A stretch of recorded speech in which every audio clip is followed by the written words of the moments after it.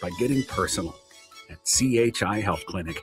Sometimes good people make mistakes. When you find yourself in need of an attorney, call Liberty Law Group. The attorneys at Liberty Law Group will defend you in court and protect your freedom to get you the best possible outcome and the justice you deserve. Trust your freedom to Liberty Law Group, the best criminal attorneys in Nebraska and Iowa. Call them today at 877-404-5238. That's 877-404-5238. Or check them out online at libertylawgroup.com. You're counting on your team to win, so why not prove it? By placing your bets at Warhorse Sportsbook. Their win is your win. Put your money where your mouth is on nearly every sporting event. Use the Warhorse app to check odds and build your bets before placing your wagers in person at Warhorse Casino, including live in-game betting. No bets, no glory. Wagers may only be placed on Nebraska-based teams when played outside the state of Nebraska. Must be 21 or older to gamble. Gambling problem? Call 1-833-BET-OVER. Want to make the easy call? Call John Henry's. From leaky pipes to a broken AC, flickering lights to furnace fights, even drains and duct cleaning, we've got it handled. Plumbing, heating, air, and electrical, all under one trusted roof. Proudly serving homes across Lincoln, Omaha, and surrounding areas and ready 24/7. Visit calljh.com or call John Henry's. 435-5555. John Henry's Plumbing, Heating and Air, and Electrical. A lot of businesses say they're family focused, but when tough situations in life arise, the business wants anything but your best interests. James Enterprise Incorporated is hiring, and they will always treat their employees like family, just as they do their customers. James Enterprise Incorporated is hiring Class A and B CDL drivers, a shop tech, and a diesel mechanic. If you're looking for a career with a company that goes above and beyond to value you and your family, apply today at jamesenterpriseinc.com or call 402-432-6740. In a world where Wi-Fi battles rage and bandwidth is never enough, one family dares to connect it all. Work from home, influence all day, stream all night, and game to win. Deadlines, downloads, and dance-offs, all happening under one roof, flawlessly. Can your internet provider do that? Fiber fuel your household at allofiber.com/all-in. Nebraska men's basketball is dancing. The Huskers qualified for the NCAA tournament, and 93.7 The Ticket is here to cover all the action. Follow me, Austin Orman, on all 93.7 The Ticket social media platforms for updates throughout Nebraska's appearance in the Big Dance. Our coverage from Oklahoma City is made possible by Sandhills Careers and Insight Partners. Wake up, Lincoln. You're not dreaming. Schaefer Sleep Gallery has closeout mattresses up to 50% off. Hurry in now for the best selection and savings on Serta Beauty Rest and Sutherland closeouts. We're talking one-of-a-kinds, floor models, and closeouts up to 50% off. Plus, Schaefer Sleep Gallery has free local delivery on any closeout Serta Beauty Rest and Sutherland mattress while they last. So hurry in to save hundreds. Plus, free local delivery on closeout mattresses in the Sleep Gallery at Schaefer's. 48th and R, Lincoln. Hey fellas, March is Colorectal Cancer Awareness Month. So here's your friendly reminder that ignoring your gut isn't a strategy on the field or in real life. Once you hit 45, screening isn't optional anymore. It can literally save your life. Advanced medical imaging makes it easy with fast, comfortable CT colonography. No hospital hoops, no all-day ordeal. Just a simple scan that helps you stay ahead of the game. Talk to your doctor about getting your screening ordered at AMI and keep yourself in the lineup for the long run. A good grade, a kind word, a new friend, or even trying something new. These are the victories worth celebrating. Hi, I'm Tim Royers, president of the Nebraska State Education Association. When parents celebrate effort at school, kids gain confidence. So keep encouraging them. Every small step they take is building a stronger path to success. Sponsored by the Nebraska State Education Association, aired by the Nebraska Broadcasters Association and this station. This is Lincoln's home for sports talk on the FM dial. Also online at theticketfm.com. On the internet. KNTK FM Firth, 93.7 The Ticket. Concrete Industries has immediate job openings for precast production laborers and maintenance technicians. Concrete Industries offers great pay, health benefits, 401k, a wellness program, holidays, and paid time off. Apply today to earn a starting pay of $21.50 per hour plus a $1,500 hiring bonus. Concrete Industries is hiring all experience levels and offers on-the-job training. Start your career today as a precast production laborer or maintenance technician. Visit concreteindustries.com. 93.7 The Ticket is proud to provide listeners with daily opportunities to win contests and prizes on our airwaves, and would like to take this opportunity to remind you of a couple rules. All participants must be 21 or older and must wait 30 days after winning a prize to participate in another contest. Once you win, you have 30 days to pick up your prize at the KNTK Studios, 1040 O Street in Lincoln, or your prize will be forfeited. Thank you for participating in our contests, and thank you for listening to 93.7 The Ticket. You're listening to March Mayhem. Live coverage of the NCAA tournament from Buffalo Wings and Rings at 68th and O on 93.7 The Ticket and theticketfm.com. Coming at you live from the heart of downtown Lincoln. This is Old School with Foreman and Orman. Old School with Foreman and Orman is sponsored by Graham Tire Company of Lincoln, Nebraska Football Hall of Famer Jay Foreman. Here's Troy Detmer dropping straight back in the pocket. Rifles a pass. It was tipped and picked off by Foreman. He's at the 15, 10, 5. He'll score! Foreman got it, and it's touchdown Huskers. Black shirts answer the call one more time. And Austin Orman. Hour one of Old School is sponsored by Heartland of Nebraska Windows. Old School with Foreman and Orman on 93.7 The Ticket and theticketfm.com. That's right. Welcome in a Friday edition of Old School. Austin Orman with you in OKC. Jake Bachhoven with you at BWR in LNK. Harrison Arns running the board for us, keeping us online. Thanks to everyone for joining the show here on a beautiful Friday afternoon. It is toasty down here in Oklahoma City. I'm hearing reports that it's the same back home. Hearts are warm, of course, with Nebraska men's basketball making history for the first time ever, moving on to the round of 32 in the big dance. Jake Bachhoven, how are you, my friend? How's BWR?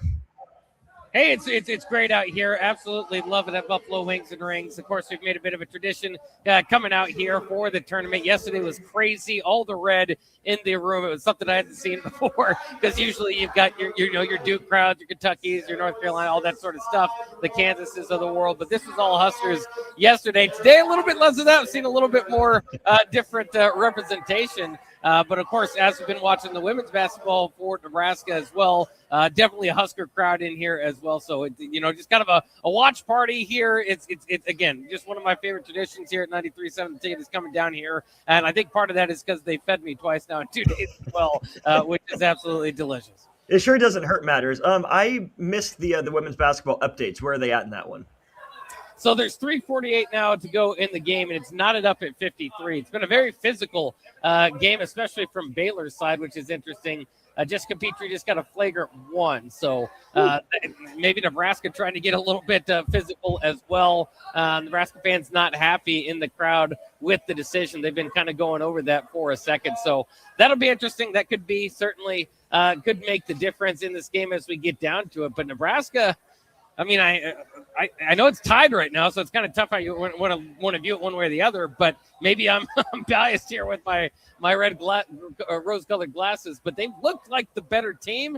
Of course, for a lot of time for Nebraska this year, though, it's about those final couple minutes getting the win in the crunch time. So we'll see if they can do it. Baylor looks like they're about to take the lead, just Dukes, actually, with the free throw on that flagrant.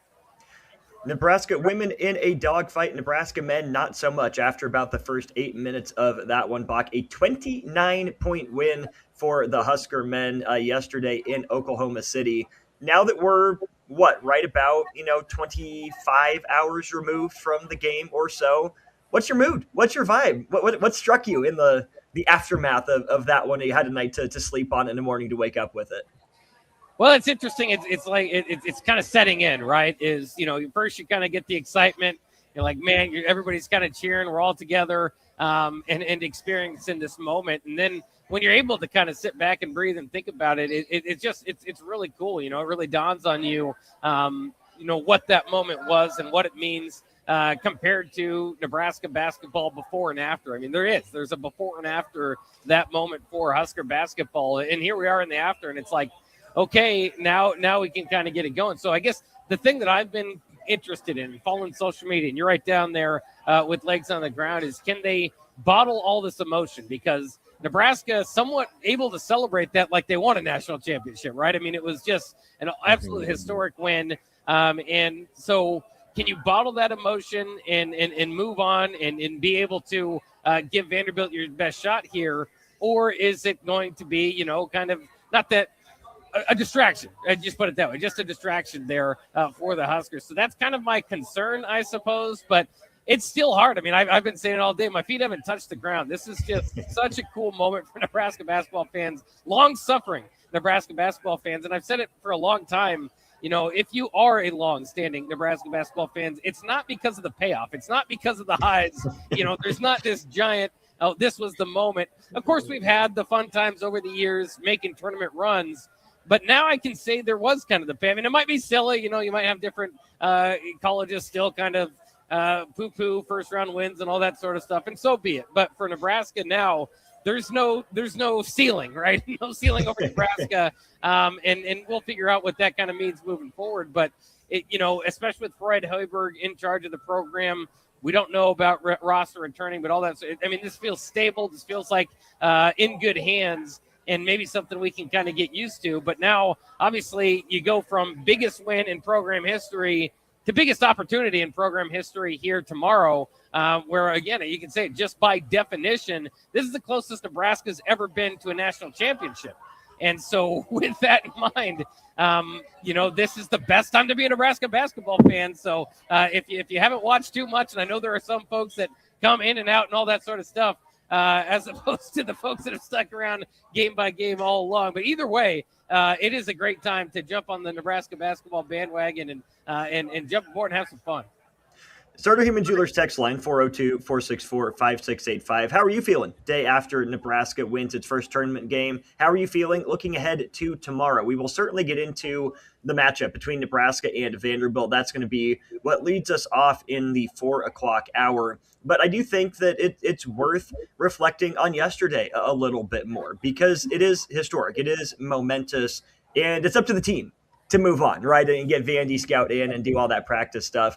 Us media types, us fan types, we can sit here and reminisce as much as we want, right? And we'll get nervous when we get nervous, get ready when we get ready. But, Bach, I think a couple things that I heard in the locker room really stood out to me in exactly what you were saying in terms of bottling up the emotion, right? Fred Hoiberg is, grateful, eternally grateful, has made plenty of jokes about not having to ever get that question again.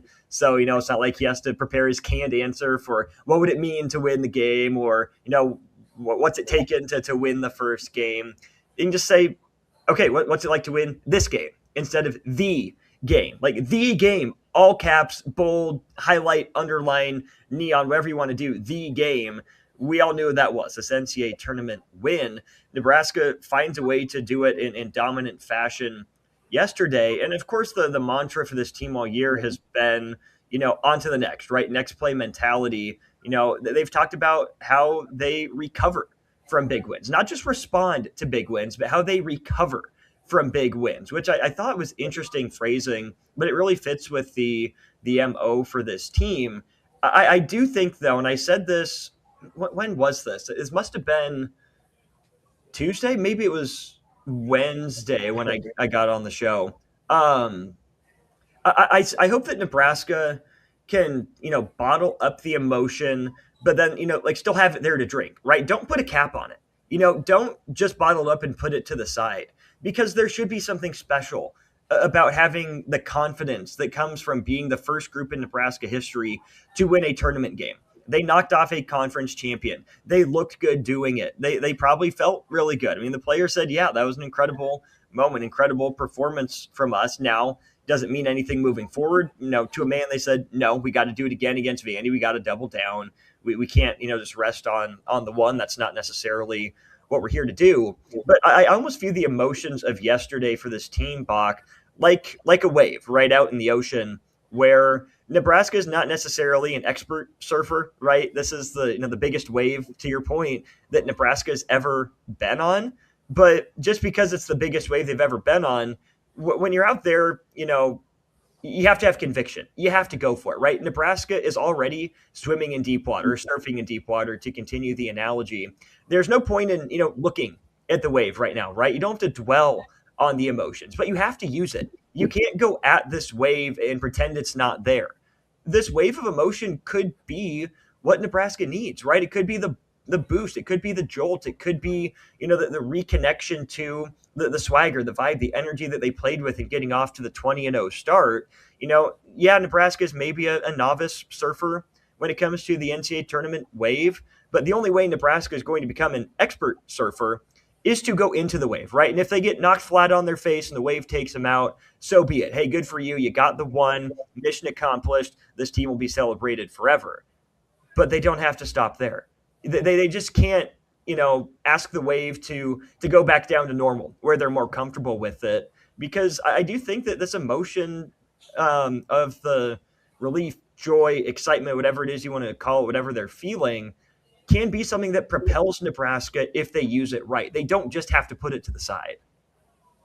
Yeah, no, I think so too. I mean, and it's kind of interesting to view it through that lens, right? Is that if you can use it for your own momentum, and I think Nebraska certainly can. I mean, we see teams, Texas play the play-in game that we talk about. You kind of get your legs into it and all that sort of stuff. Obviously, that's different. That's kind of physically, but where Nebraska is emotionally, it's an odd spot just historically, right? To be a 4 seed playing a 5 seed for the chance to go to the Sweet 16, yet feeling like you're playing with house money to a degree, right? Like you've already had the most successful season in program history. You've already done something that's never been done here, and so you kind of you don't want to say relax, but. And it's not even close to relaxing, but it's using that excitement that is there. And again, not bottling it up and throwing it away and not letting it distract you. But like you said, using it to propel you. Now, these guys might be feeling a little bit more loose when they're able to go out there. And I thought that was a big key for yesterday, too. It wasn't like they scraped by, any way they were going to get it was going to be awesome. But if they scraped by, 56, 52 and needed some big plays and nobody was shooting particularly well, all that sort of stuff, we still would have been celebrated just like it is today. But I think the way that they won that game and checking off so much of the boxes that need to be checked going into that game as far as individual players getting going, team defense continuing, heck, the crowd out there, all that sort of stuff is going to be, I think it can be used to move forward. So, yeah, I mean, that's an interesting way of looking at it. And I think that's the way they have to approach it is let's not just forget about today. That's the often is okay. Throw that game away. We've got another game in front of us. Use it to propel you. Maybe, and if they're feeling loose, this is not a team I have any concern about. Like, okay, they're not going to do their study. They're not going to take this game seriously enough. Mm-hmm. I mean, how could they not? This is this is the biggest game in their basketball lives. So I think the focus will be there one way or the other. But if you can kind of use that extra energy that's already built within the excitement. My only concern is their ability to sleep. As a Husker fan, I woke up in the middle of the night and started thinking about Nebraska basketball and all the chances that they have in front of them. And so I got to believe that, that is the one thing that I might be a little bit concerned about going into tomorrow. Here's the helpful part about the sleep, Bach, is that they're in a very pro-Husker city right now. I'm sure Husker fans are lining the doors to the hotel, keeping any Vandy fans out and away from any, potential fire alarms or, telephones that are going to be called to the rooms or anything. So as long as they can get their own personal nerves under control, I think Nebraska will be fine in that regard. I do want to ask you this. If this is an unfair question or you don't have a great answer, that's fine. But it just kind of struck me thinking about the way Nebraska won that game. Did it go the way you imagined, Nebraska getting its first NCAA tournament win? Like, did you picture Nebraska as a heavy favorite taking care of business? Did you picture Nebraska as an underdog pulling a March upset as a scrappy little underdog that could? Did you picture Nebraska in like an 8 or 9 matchup, against an evenly matched team that came down to the wire? I know it's hard to answer that question in some ways now, given that we've seen the win. But did it live up to expectations? Did it live up to what you thought the first tournament win would look or feel like for the Huskers? I don't know if it quite did because I think too, and I don't. It's a difficult question because you don't want to make it sound like it was at all disappointing because it's the opposite. It's the fact that Nebraska is a top 15 team. The ride we've been on all year, the excitement of being able to compete with the Michigans, the Purdues, the Illinois, the Michigan States, you name it, the best in the conference. All of that sort of stuff That is a dream. I never necessarily thought, because usually when you're thinking about building a program, you're thinking about steps, right? And kind of getting a little bit better each year and all that. And sometimes it happens that way and sometimes it doesn't. But for it all just to kind of happen in 1 year, right? The meteoric rise, the top 5, ranking there at one point in the season. It's not something that I could fathom as a Nebraska basketball fan growing up. And then, of course, it's just kind of what you're taught is by following this team. Again, it's not, the craziness of all of this is simply not Nebraska winning a tournament game. Part of it's just them being there. When I was growing up watching Selection Sunday, it was not even a thought. Like, I remember getting like the old video game, right? And it would, I'd play with Nebraska or whatever, and it would be on the CBS broadcast they'd mock. And it's just like, it called on me when I was like 11 or 12 years old. Like, this is weird. This is weird to see Nebraska even in Selection Sunday. And that's fair, right? Again, since the turn of the century, you've had 3 opportunities at this thing. One and 2 of them in the last 3 years. So even before then, and I always kind of go back to it, it's like, when I said the tournament team, people know exactly what team I'm talking about prior to a couple years ago under Fred Hoiberg. And that's not healthy for Nebraska basketball or any fan base. So, I guess when I was, all throughout this time thinking about how it would come down, you think about this obstacle that's so hard to overcome. You'd think that it would be as a lower seed, right? And happen to punch up. So Nebraska being in this position, it was surprising. And then, specifically for game week, it's interesting because obviously matchup wise, and this kind of frustrated me throughout the tournament because you do paralysis by analysis. I did all this research on all these teams and I come out thinking, hey, these higher seeds should win these games, right? That's what it's going to tell you when you do as much analysis, because there's a reason they're ranked that way, right? So, you go through it and I thought, yeah, Nebraska should win this game. But then I thought Nebraska should have beat Xavier, should have beat New Mexico State. They've been in these positions before. Obviously, we saw High Point beat Wisconsin, the upsets that happen. So even throughout that, I think I built up Thomas Dowd in my mind to be an NBA All-Star. And I thought, okay, this is going to be the guy that ruins it. And then he goes out there and they pretty much blank him. So it was not the way that I expected it. But it was almost beautiful in a different way. And it even Kent Pavelka was kind of talking about the last few minutes. He was able, and I think we were all able to, I was here at Buffalo Wings and Rings, just kind of being able to take it in, think about all the time, how you did maybe expect for it to go, and really just take it in instead of holding your breath and having that, absolute joyous moment, maybe if it happened at the end. And again, that could be a fun way for it to happen too. Either way, I'm not going to complain, but it was just, and again, I would say one of the best experiences of my sports watching life, right? I mean, is what happened the other day, and still getting used to it. Like walking around today thinking, the world's changed. I'm 30, I'm 35 years old, and the world has just changed from this Nebraska basketball team. Yeah, I think you raise a good point where Nebraska's been a favorite before, right? Nebraska lost in a 3-14 matchup. Nebraska's been on the 6th line and lost. Nebraska's been in the 8-9 quite a bit. Here's the thing, Bach. I think it's fair and it's accurate to say that there wasn't the cinematic, Hollywood ending, right? For the reasons that we love March, right? The big picture story of Nebraska getting its win is great. There's a little piece of me that would have liked to have seen Nebraska, in an interesting game all the way down to the end to see some of that March adversity. Who's the March hero? But I think you saw the strength of this Nebraska team on full display is that, yeah, they can win close games, but they also have the opportunity to just bury teams. That's what Price Sanford did there in the later stages of the first half. Nebraska gave up 5 unanswered to start the second half and then punched right back and expanded the lead to 20, then to 25, and then to 30 to the incredulity of Brandon Godden on the call. And so I think that, you obviously take the first win however it comes. I don't think Nebraska or Nebraska fans will ever feel cheated about the way that one went down. But I could sense in the arena, just 10 minutes to go or so, right around the Frager dunk, right off the deflection, he gets the run out. It just kind of felt like, okay, when's it going to be over, right? It's cool. They're still playing basketball. We love to watch our team, but we just want to say they won. Come on, just run off the clock. And, I think that was great. Husker fans obviously soaked it in and enjoyed the moment. It's accurate to say that, no, there wasn't the Hollywood storybook ending, kind of like Northwestern got, right? Northwestern, within the last 10 years, picked up its first win in the NCAA tournament by beating Nebraska's next opponent, actually. They beat Vanderbilt. Northwestern was the 8 seed in that matchup. Vanderbilt was the 9. They played that one out in Salt Lake. Well, Vanderbilt ties the game with like 15 seconds to go, and then one of their players fouls Northwestern, thinking that they were down 1, puts Northwestern on the free throw line with about 15 seconds to go. Cats make both free throws, and Vandy misses the final shot, right? Like, that was Northwestern, right? They had their storybook moment, there. They had the dramatics. They were on the edge of their seat the whole time.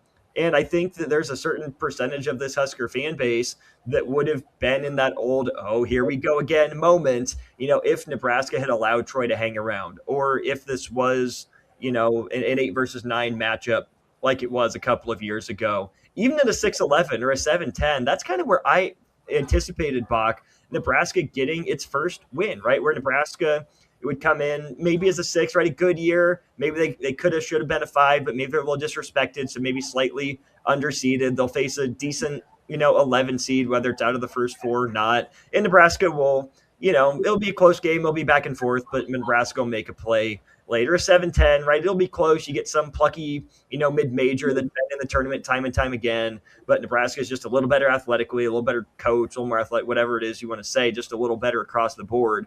And just kind of, win the battle of attrition by the end of the game. I don't know if in a million years I would have projected that Nebraska wins its first NCAA tournament game as a protected seed and have done it by 29 points. I mean, I just don't think that was anywhere on my bingo card, but that's what happened. It's pretty sick. It is. I mean, like you said, it might not be the storybook ending, but it's almost better, right? I mean, it's like you don't have to worry about it. And like you said, you're just clobbering somebody.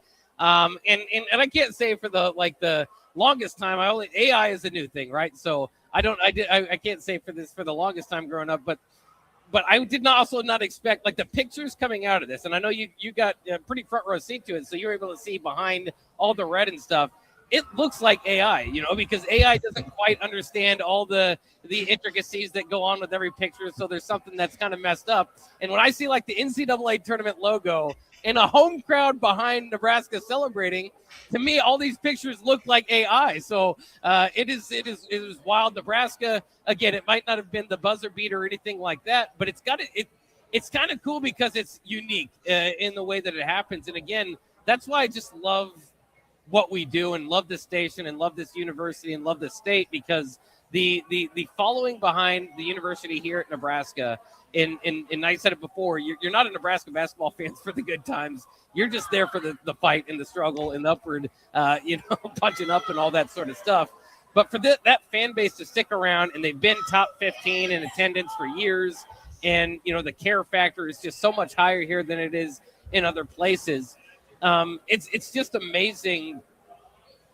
I like anytime like Nebraska is able to kind of flex the fan base, because we joke about it, especially in football, right? All the records are gone except for the fan, the sellout streak. And so the fan base is the only thing that's left and all that sort of stuff. And it's easy to kind of get into, the downside of that. But when you can do like a volleyball day at Nebraska, or in this case, everybody travels down the road. The national media, I should say the national media, there are a few people that are upset. They're like, this is unfair. Nebraska to play. This was a 6.5-hour drive. It's not in Omaha. It's not in Kansas City. It's a regional event. Any team is allowed to make, this sort of travel for the most part, or there are many teams that have that opportunity. They just don't have the following and the care factor that Nebraska basketball fans do. So, the Hoiberg story, every little, story within the Nebraska basketball team is all really cool. But for so much of the fan base, and you yourself there, I got some friends that went down there. I mean, that's stuff people are never going to forget. And they're going to put it right up there with Volleyball Day at Nebraska, or, No Sit Sunday, or the Western Camp, or any of those live moments that you've seen that are just absolutely spectacular, and it's one of those events. I think a lot of people are going to say, whether they were there, whether they were here in Buffalo Wings and Rings, wherever they were, they're going to remember where Nebraska had their first victory. And, I don't know if it had to play out like that. If you win a blowout game in front of a crowd that, that maybe there's just a few Husker fans here and there, I just don't think it would have been quite as special. It would have been still certainly for, again, all the diehards there. But it felt like as a fan base, as a state, it was just a moment in March that Nebraska's never had, and we were all there for it. Yeah, that part was absolutely storybook. You're spot on with that. Before we take our first break of the show, let's head to our starter Heyman Jewelers text line. Justin from Hickman, I thought Nebraska would get back to non-conference opponents and return to non-conference form, which they did. But the way the Big Ten has struggled in a couple games has me wondering if I'm overrating the conference. I will say no, Justin, you're not overrating the conference. Wisconsin has kind of made a habit of losing earlier in March than you'd expect, and their statistical profile, Evan Mia was tweeting this out on a weekly basis, sometimes a couple times a week. Wisconsin was a boom or bust team, according to his numbers. They have, 3 of the better wins in all of college basketball, and they've also had some really head-scratching defeats. Yesterday was one of those, right? They just got worked over in the second half by a mid-major. Not a great sign, but that's just Wisconsin, right? You scroll through the rest of the bracket. Michigan State is a 3 seed, didn't really struggle at all with North Dakota State. Ohio State's the other team I think you could point to with the struggles, but I'm going to say that one's more on the coaching, right? I thought that they did a heck of a job climbing their way back into it. Thornton was incredible. I think the roster maybe needs to be a little bit better, but, for as big as Ohio State got down, they had every chance to win that game as well, right? And TCU is another one of those teams that's just got a funky resume, right? They play really well against the better teams on their schedule. They have had a couple hiccups from time to time. So, no, Bach, I don't think that we were overrating the Big Ten Conference. I also think, maybe Michigan struggling with Howard for the first, 25 minutes was interesting, but, they flexed their muscle in the end. We have this conversation or a version of it every year. It's just so different, right? You can't compare Big Ten games to NCAA tournament games, right? Because of the familiarity, because of how these teams know each other, because of the different travel, because of the different circumstances. It's hard to really get a true gauge. But as we saw throughout the year, the Big Ten is clearly a respected basketball conference, right? Don't hold a couple shortcomings in one game sample sizes against the conference writ large, right? Don't, get too in your feelings about Nebraska's 6 losses and think, were they really, quality losses? Should I be worried because Nebraska lost to teams from the Big Ten? I mean, are they really that good? Yes, they're really that good, and it's okay to believe that. Yeah, I mean, and it's, it's easy to kind of get zoned in on that sort of stuff. But, the Big 12 is a heck of a conference this year, too. I mean, if you're talking about best conferences, you can have that argument. When you lose an 8-9 game, I mean, that TCU-Ohio State game was one of the hardest games for me to predict. Both of those teams have beaten some pretty good teams this year, but been inconsistent. So what are you going to get out of that? It's a game that went down to the final shot, albeit a half-court heave. They probably could have got a better look, but, that's as close as that could have been. And to your point, Wisconsin and Greg Gard. I mean, Greg Gard's been over there a decade, hasn't made it past the Sweet 16, which he's the new Fran McCaffrey. He's the new Fran McCaffrey. But Matt Painter had this thing for a while. Brad Underwood had this thing for a while. They've been able to kind of succeed over the last couple of years to get rid of it. Greg Gard hasn't been able to shake it. So I'm interested to see, because he's always got good teams there. Kind of what the thoughts will be there coming out of Madison, but. No, I mean, I think especially when you're talking about Ohio State and Wisconsin. Wisconsin maybe was flirting with top-tier Big Ten, but kind of bottom of top tier. But I think those are kind of more middle-tier Big Ten teams. And so I wouldn't worry. The top is still doing well. The teams that I think can compete for a national championship or a Final Four run are still doing well. All that being said, there is still that one statistic that's always going to be out there, is that the Big Ten hasn't won the national championship since the year 2000. So it just depends on how, where you looked at it all along. That's a stat that I've, been on my mind, as a basketball fan since Nebraska joined the Big Ten, because it's just something to consider. So if you were going to have the Big Ten at the top, regardless, you were going to move it one way or the other, then you might have to kind of humble yourself a little bit. But no doubt the Big Ten is one of the best conferences in basketball. That was proven all the way throughout the year, and I think it will continue to be proven, and has been continue to be proven with the top of the Big Ten doing well so far in the NCAA tournament. He's Jake Bachov, and I'm Austin Orman. A big thanks to Graham Tire Company for sponsoring Old School. They're celebrating 75 years of serving the Midwest. More than just tires, they do all kinds of car and light truck repairs, too. From brakes to oil changes, trust Graham Tire for service you can count on. Graham Tire, getting you to the places that matter most. We'll go to break, be right back to more Old School. Box at Buffalo Wings and Rings. I'm in OKC. We'll be back with Old School after this. You're listening to March Mayhem. Live coverage of the NCAA tournament from Buffalo Wings and Rings at 68th and O on 93.7 The Ticket and theticketfm.com. You're listening to Old School with Jay Foreman and Austin Orman. Download the mobile app and listen wherever you are on 93.7 The Ticket and theticketfm.com. Concrete Industries has immediate job openings for precast production laborers and maintenance technicians. Concrete Industries offers great pay, health benefits, 401k, a wellness program, holidays, and paid time off. Apply today to earn a starting pay of $21.50 per hour plus a $1,500 hiring bonus. Concrete Industries is hiring all experience levels and offers on-the-job training. Start your career today as a precast production laborer or maintenance technician. Visit concreteindustries.com. Big value and big flavor meet at Wings and Rings thanks to the all-new delicious Duo Combo. This is the one you've been waiting for. Get one half-sized appetizer and 2 entrees with a side for only $19.99.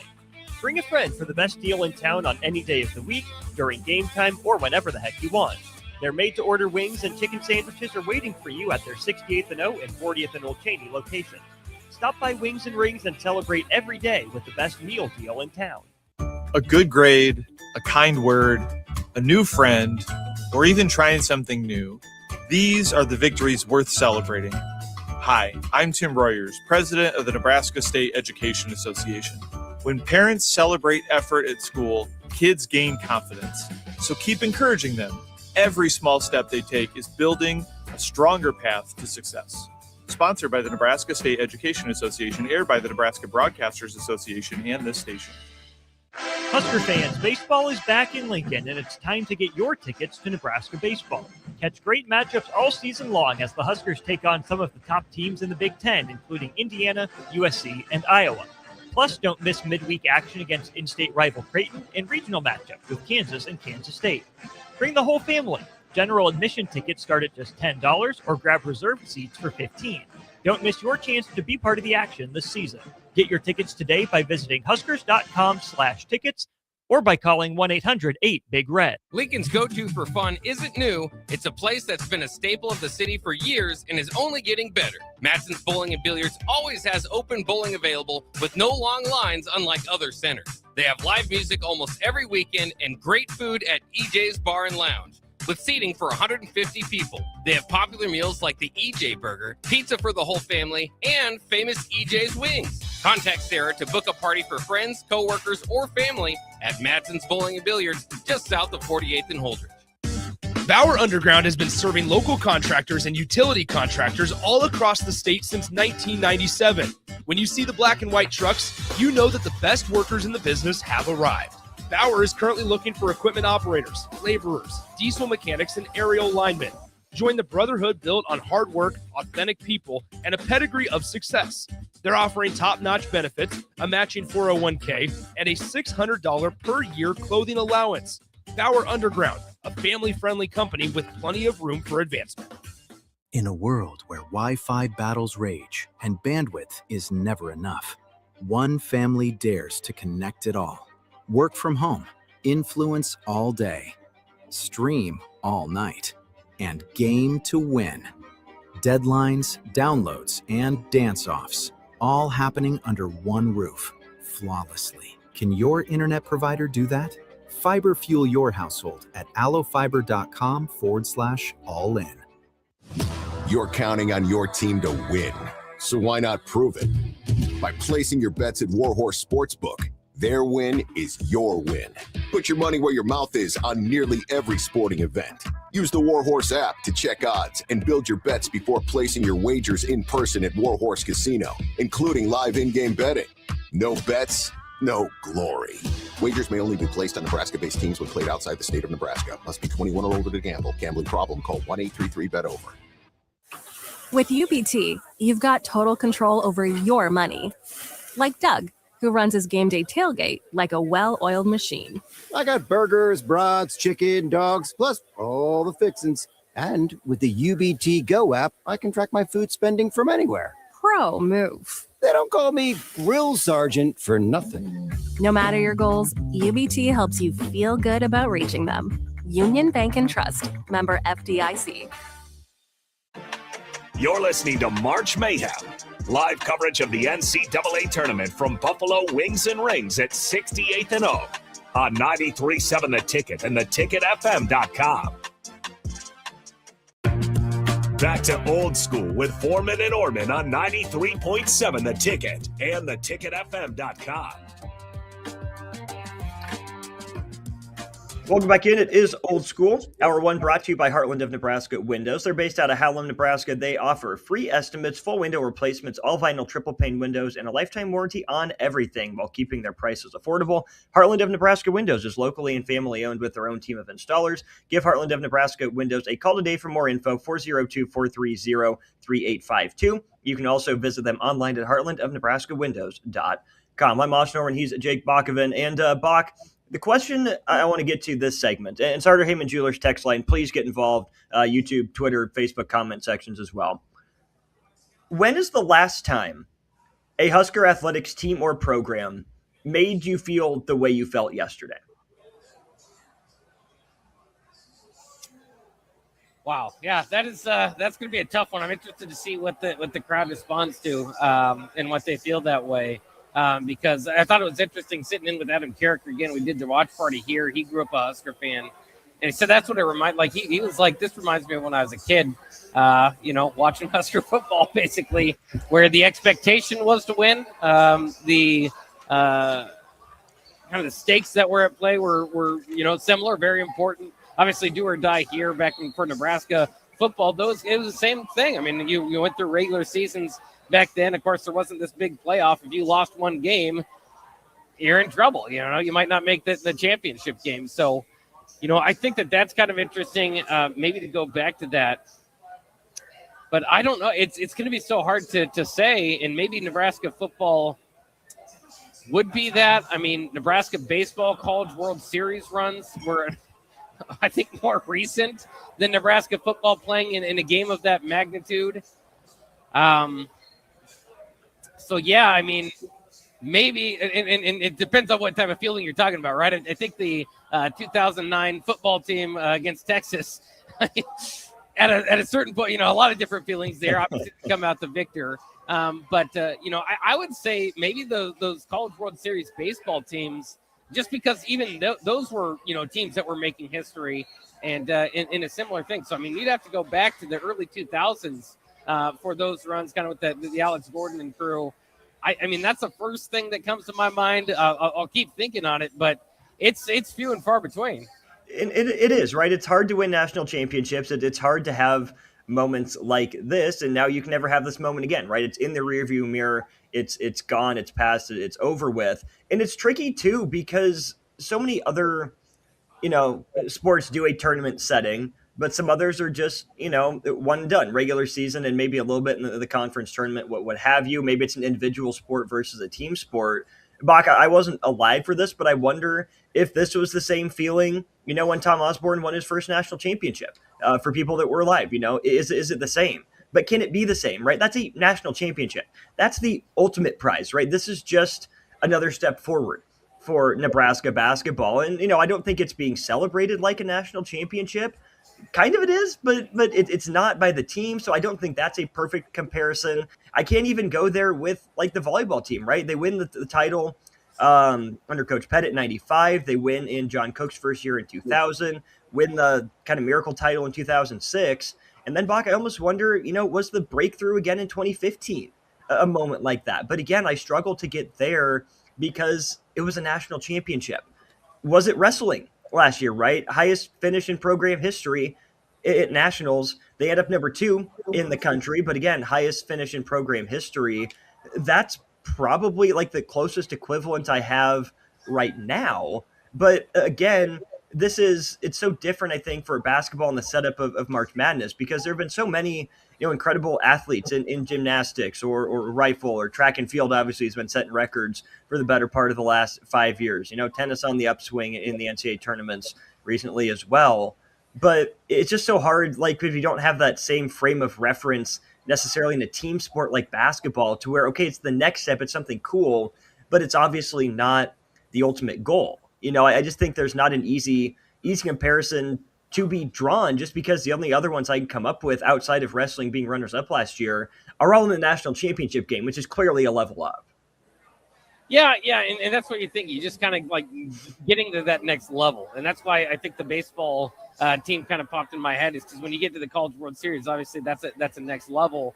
But yeah, I mean, like volleyball, and to their own credit, has just been so good for so long that you expect it to compete for national championships. So the nerves that are there to kind of get there, all that sort of stuff, might not be quite there. Obviously, it's still pretty heavy. I mean, we're losing those championship games, or when you win them, are just incredible and kind of have their own spot. But again, this is why I love Husker basketball fans, is because it takes so many years of disappointment to lead to that moment. and it's strange to say, but it's kind of like your favorite teacher that you talk about going back. At the time, I'll be the guy that lets you get away with stuff. But years later, you say, well, I like this teacher that kind of challenged me.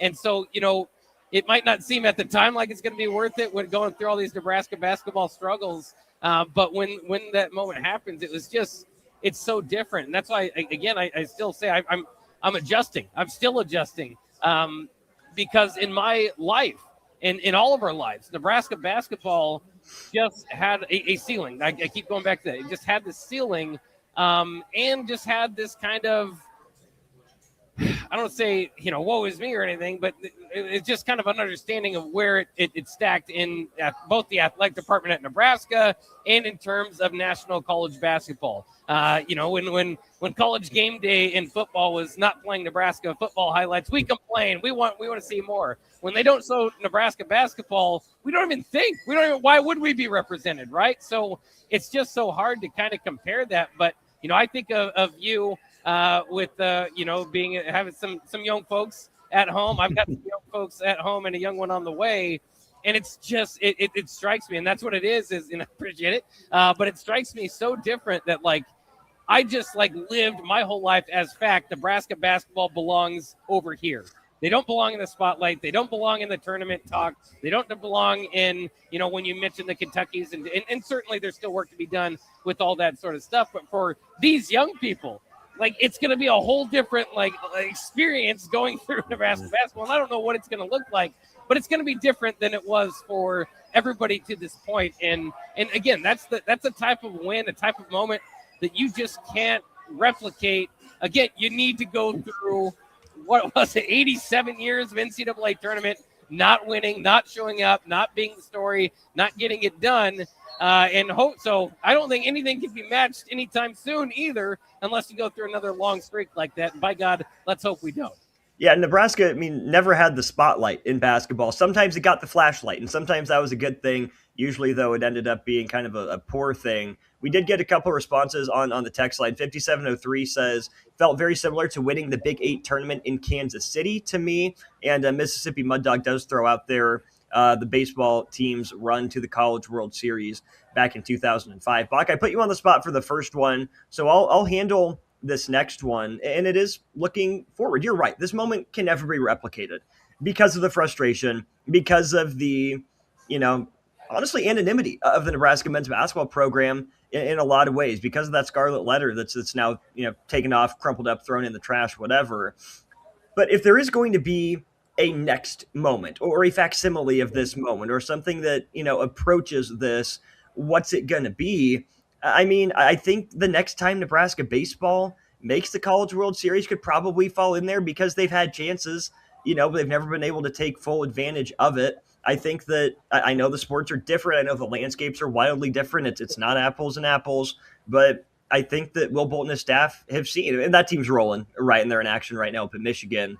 But I think they've seen that if you have an identity, if you have a plan, you can build a program at Nebraska that they can make some history, that can do some cool stuff. So I think baseball getting back to the College World Series could feel like that. And shoot, maybe they host a regional, then they go down to, I don't know, maybe they go down to Stillwater to play Oklahoma State, or, maybe they have to go to Terre Haute, Indiana, take on Indiana State or something, or I don't know, wherever it is. But, to have that experience of Husker fans traveling to support the baseball team. I think if the wrestling breakthrough, right? Second last year, when that program is able to get over that hump, and, maybe Penn State's wrestling dynasty is a little sturdier than Alabama's football dynasty. We'll see, but it's not going to last forever. Something's going to happen. So maybe wrestling gets over that hump. Maybe, if Nebraska volleyball doesn't win a national championship for another 5 years, maybe when they do break through, presumably under Danny Busboom Kelly, it'll feel like that. But again, those are national championship level stages across College World Series, nationals, and the platform we expect for volleyball. So I think there will be more firsts for some of these programs, or certainly for the coaches that are in place now, that will, likely have their chances to make some Nebraska history for the first time in X years. But I don't think there's going to be a next moment like this. I just don't even know what it could possibly be, what the next could be. I think the closest thing, the one thing that comes to my mind is Saturday against Vanderbilt. Because, you're talking, again, you can get so much done here, and I get it. It might not be the exact same. Again, just to kind of get that first win is one thing. But then you kind of start to think about, all right, what's the next thing Nebraska basketball has to do? And how long is it going to take? All that sort of stuff. Maybe Sweet 16's not quite that moment, but is punching the Elite Eight? It still could be in front of us this year.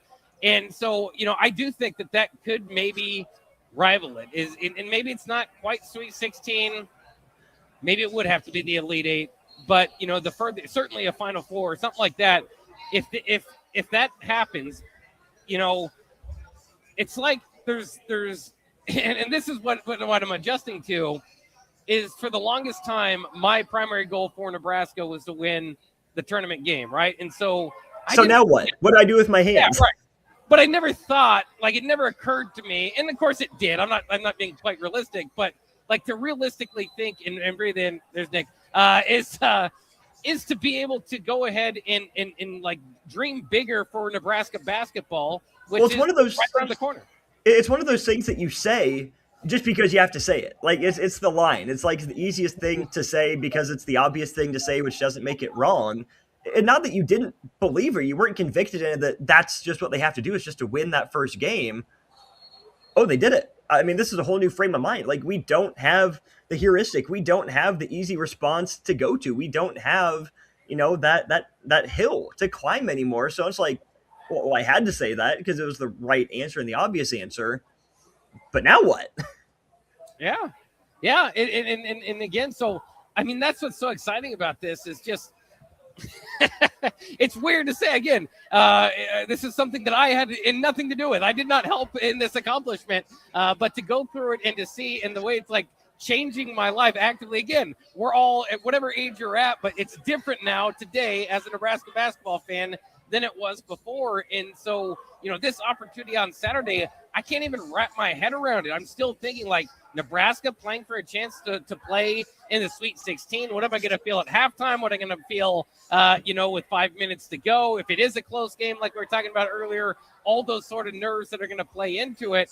And it's just so, again, we've all got our separate teams. I know you're a big Duke fan. I've kind of made my rides with Carolina. I know, I'm sorry about that. And Villanova over the years. Everybody kind of picks their team. So you can go through these rides with kind of these other teams, different states. But to be in it and to see it actively evolving is incredible. And it's just an experience. Again, nothing was guaranteed here for any of us to ever see this day.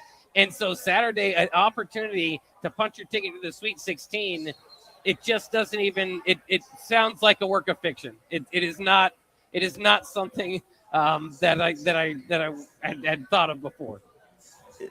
Speaking of things I hadn't thought of before, as you were talking, we're having this discussion, I thought of what the next thing could possibly be. And I don't want to be obtuse. I should have thought of this before, but I think it's probably the closest comparison. Let's go ahead and go to break. I'll give you my comparison for what I think could be the next time the Husker fans feel like this, the way they did after Nebraska beats Troy in a romp, 76-47. When's the next time Husker fans can get that feeling? I have my thoughts. We'll get Bach's thoughts as well next on Old School.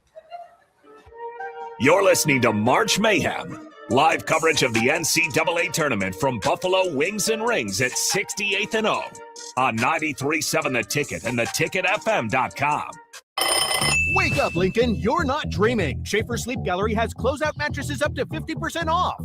Hurry in now for the best selection and savings on Serta Beauty Rest and Sutherland closeouts. We're talking one-of-a-kinds, floor models, and closeouts up to 50% off. Plus, Schaefer Sleep Gallery has free local delivery on any closeout Serta Beauty Rest and Sutherland mattress while they last. So hurry in to save hundreds. Plus, free local delivery on closeout mattresses in the Sleep Gallery at Schaefer's, 48th and R, Lincoln.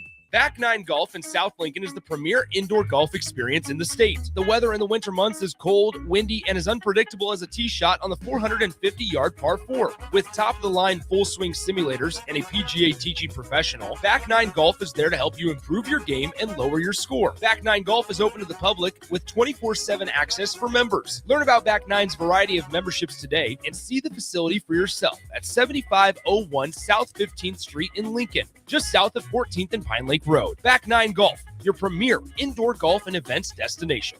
In a world where Wi-Fi battles rage and bandwidth is never enough, one family dares to connect it all. Work from home, influence all day, stream all night, and game to win. Deadlines, downloads, and dance-offs, all happening under one roof, flawlessly. Can your internet provider do that? Fiber fuel your household at allofiber.com/all-in. Take your operation to the next level. Right now at Landmark Implement, take advantage of special financing on model year 2019 through 2025 John Deere tractors, sprayers, and combines. Take advantage of a 12-month fixed interest waiver, followed by John Deere Financial standard rates, or choose from multiple split rate offers with approved credit. Stop by your local Landmark Implement or visit us online at landmarkimp.com today and experience the Landmark difference. Husker fans, baseball is back in Lincoln, and it's time to get your tickets to Nebraska baseball. Catch great matchups all season long as the Huskers take on some of the top teams in the Big Ten, including Indiana, USC, and Iowa. Plus, don't miss midweek action against in-state rival Creighton and regional matchups with Kansas and Kansas State. Bring the whole family. General admission tickets start at just $10 or grab reserved seats for $15. Don't miss your chance to be part of the action this season. Get your tickets today by visiting huskers.com/tickets or by calling 1-800-8-BIG-RED. Forget the lame excuse this year. Your boss already knows why you can't make it to work for those 2 magical days in mid-March. Join 93.7 The Ticket on Thursday and Friday, March 19th and 20th at Buffalo Wings and Rings at 68th and O for March Mayhem. Come early on Thursday to get a ping pong ball with a lucky team on it and stay all day for prizes throughout and buzzer beater upsets. It's March Mayhem with 93.7 The Ticket for the NCAA tournament at Buffalo Wings and Rings on 68th and O.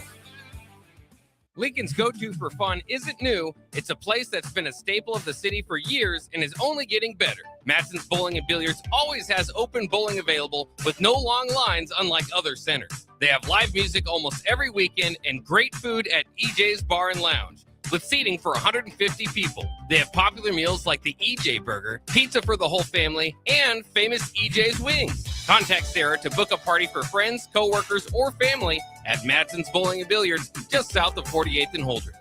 A membership with John Henry's will fast track you to front-of-the-line service, seasonal tune-ups, and far fewer unexpected moments. That means no breakdowns, no waiting on a call, and no nonsense. It's consistent care that prevents small issues from turning into big bills. Join the Comfort Club and get VIP treatment 365 days a year with 24-hour priority response, member-only discounts, and peace of mind on your home's most expensive systems.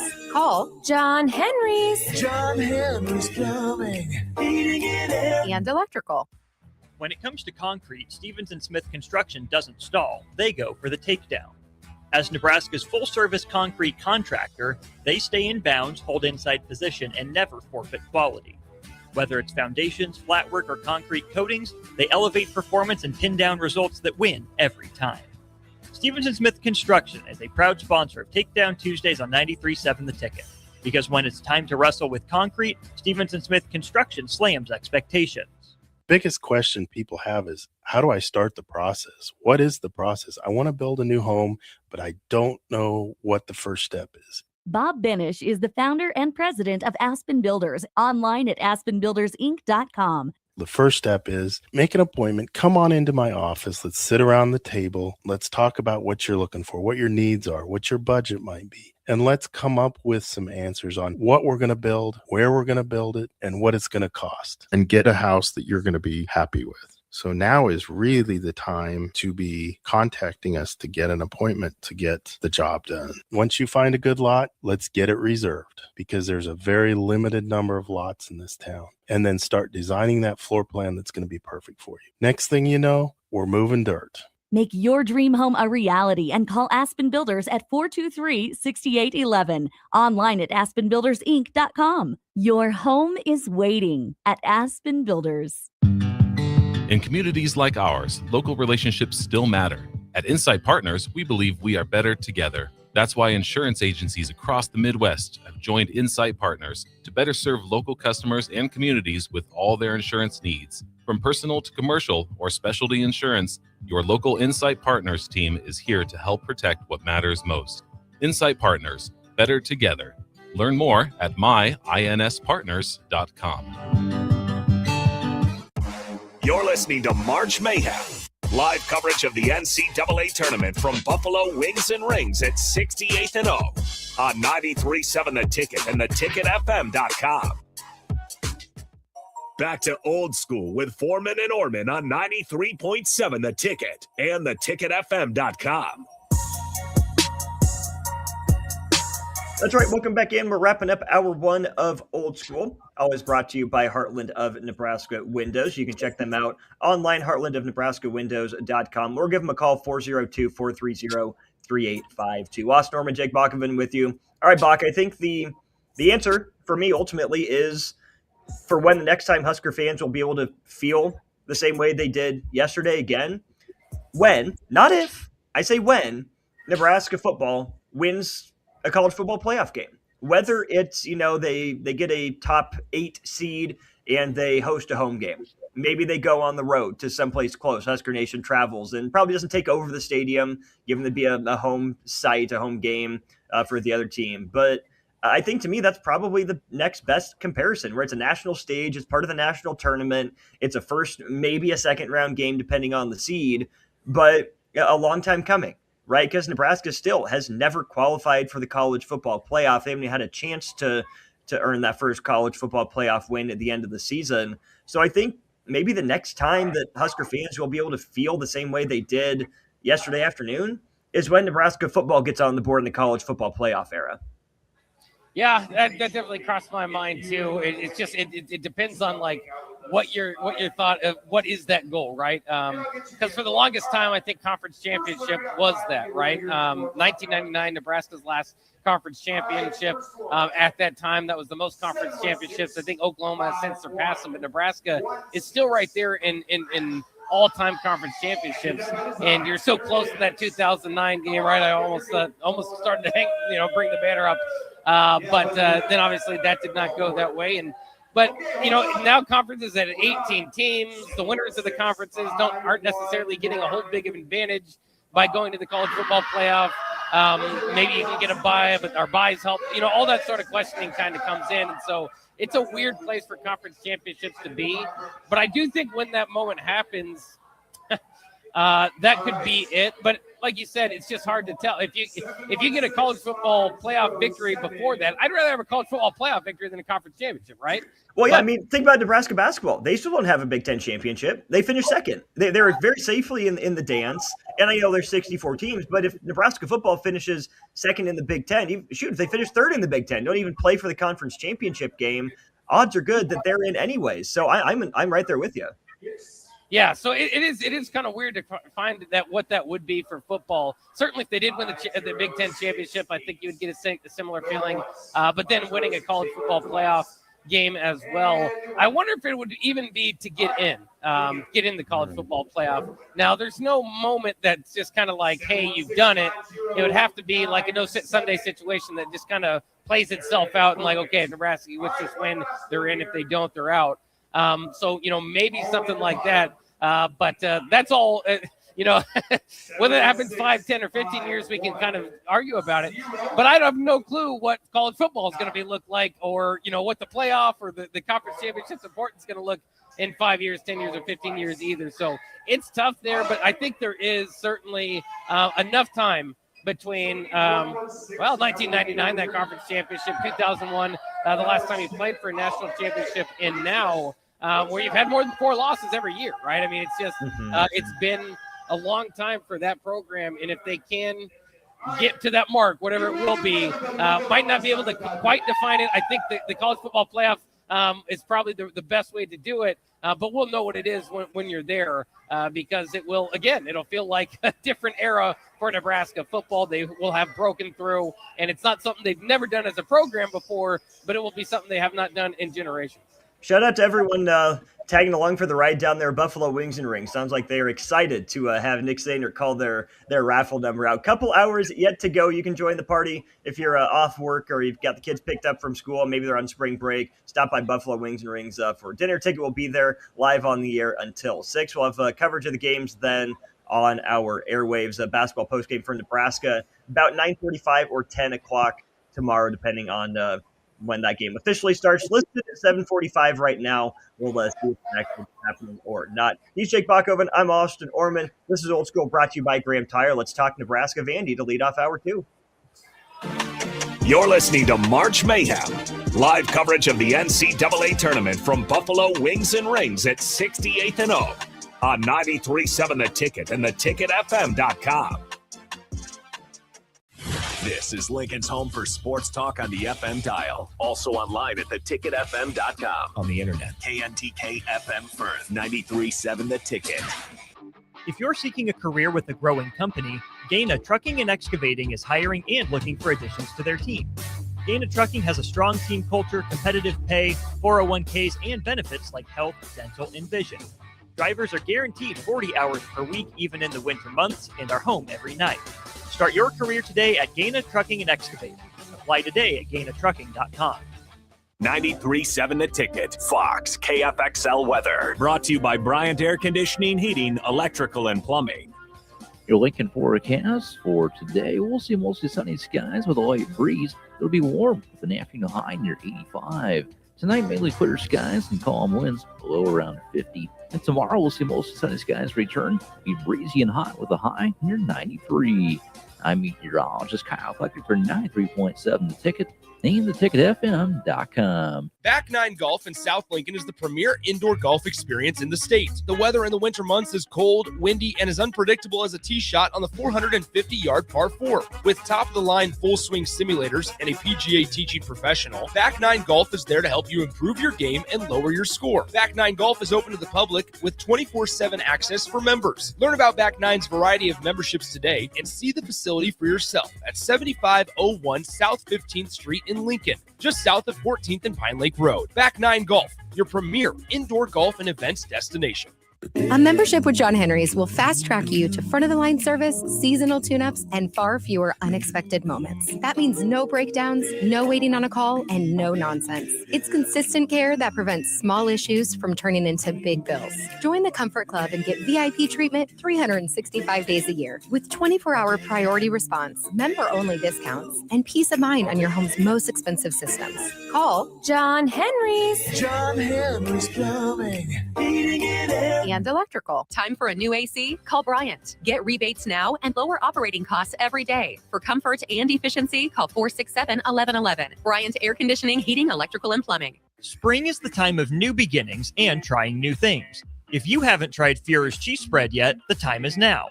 For parties for St. Patrick's Day and Easter, or celebrating the NCAA tournament with friends, there's no better dip to bring everyone together and celebrate something from Nebraska. Get to your local grocery store today and load up on Führer's cheese spread. No event or party is complete without it on your table.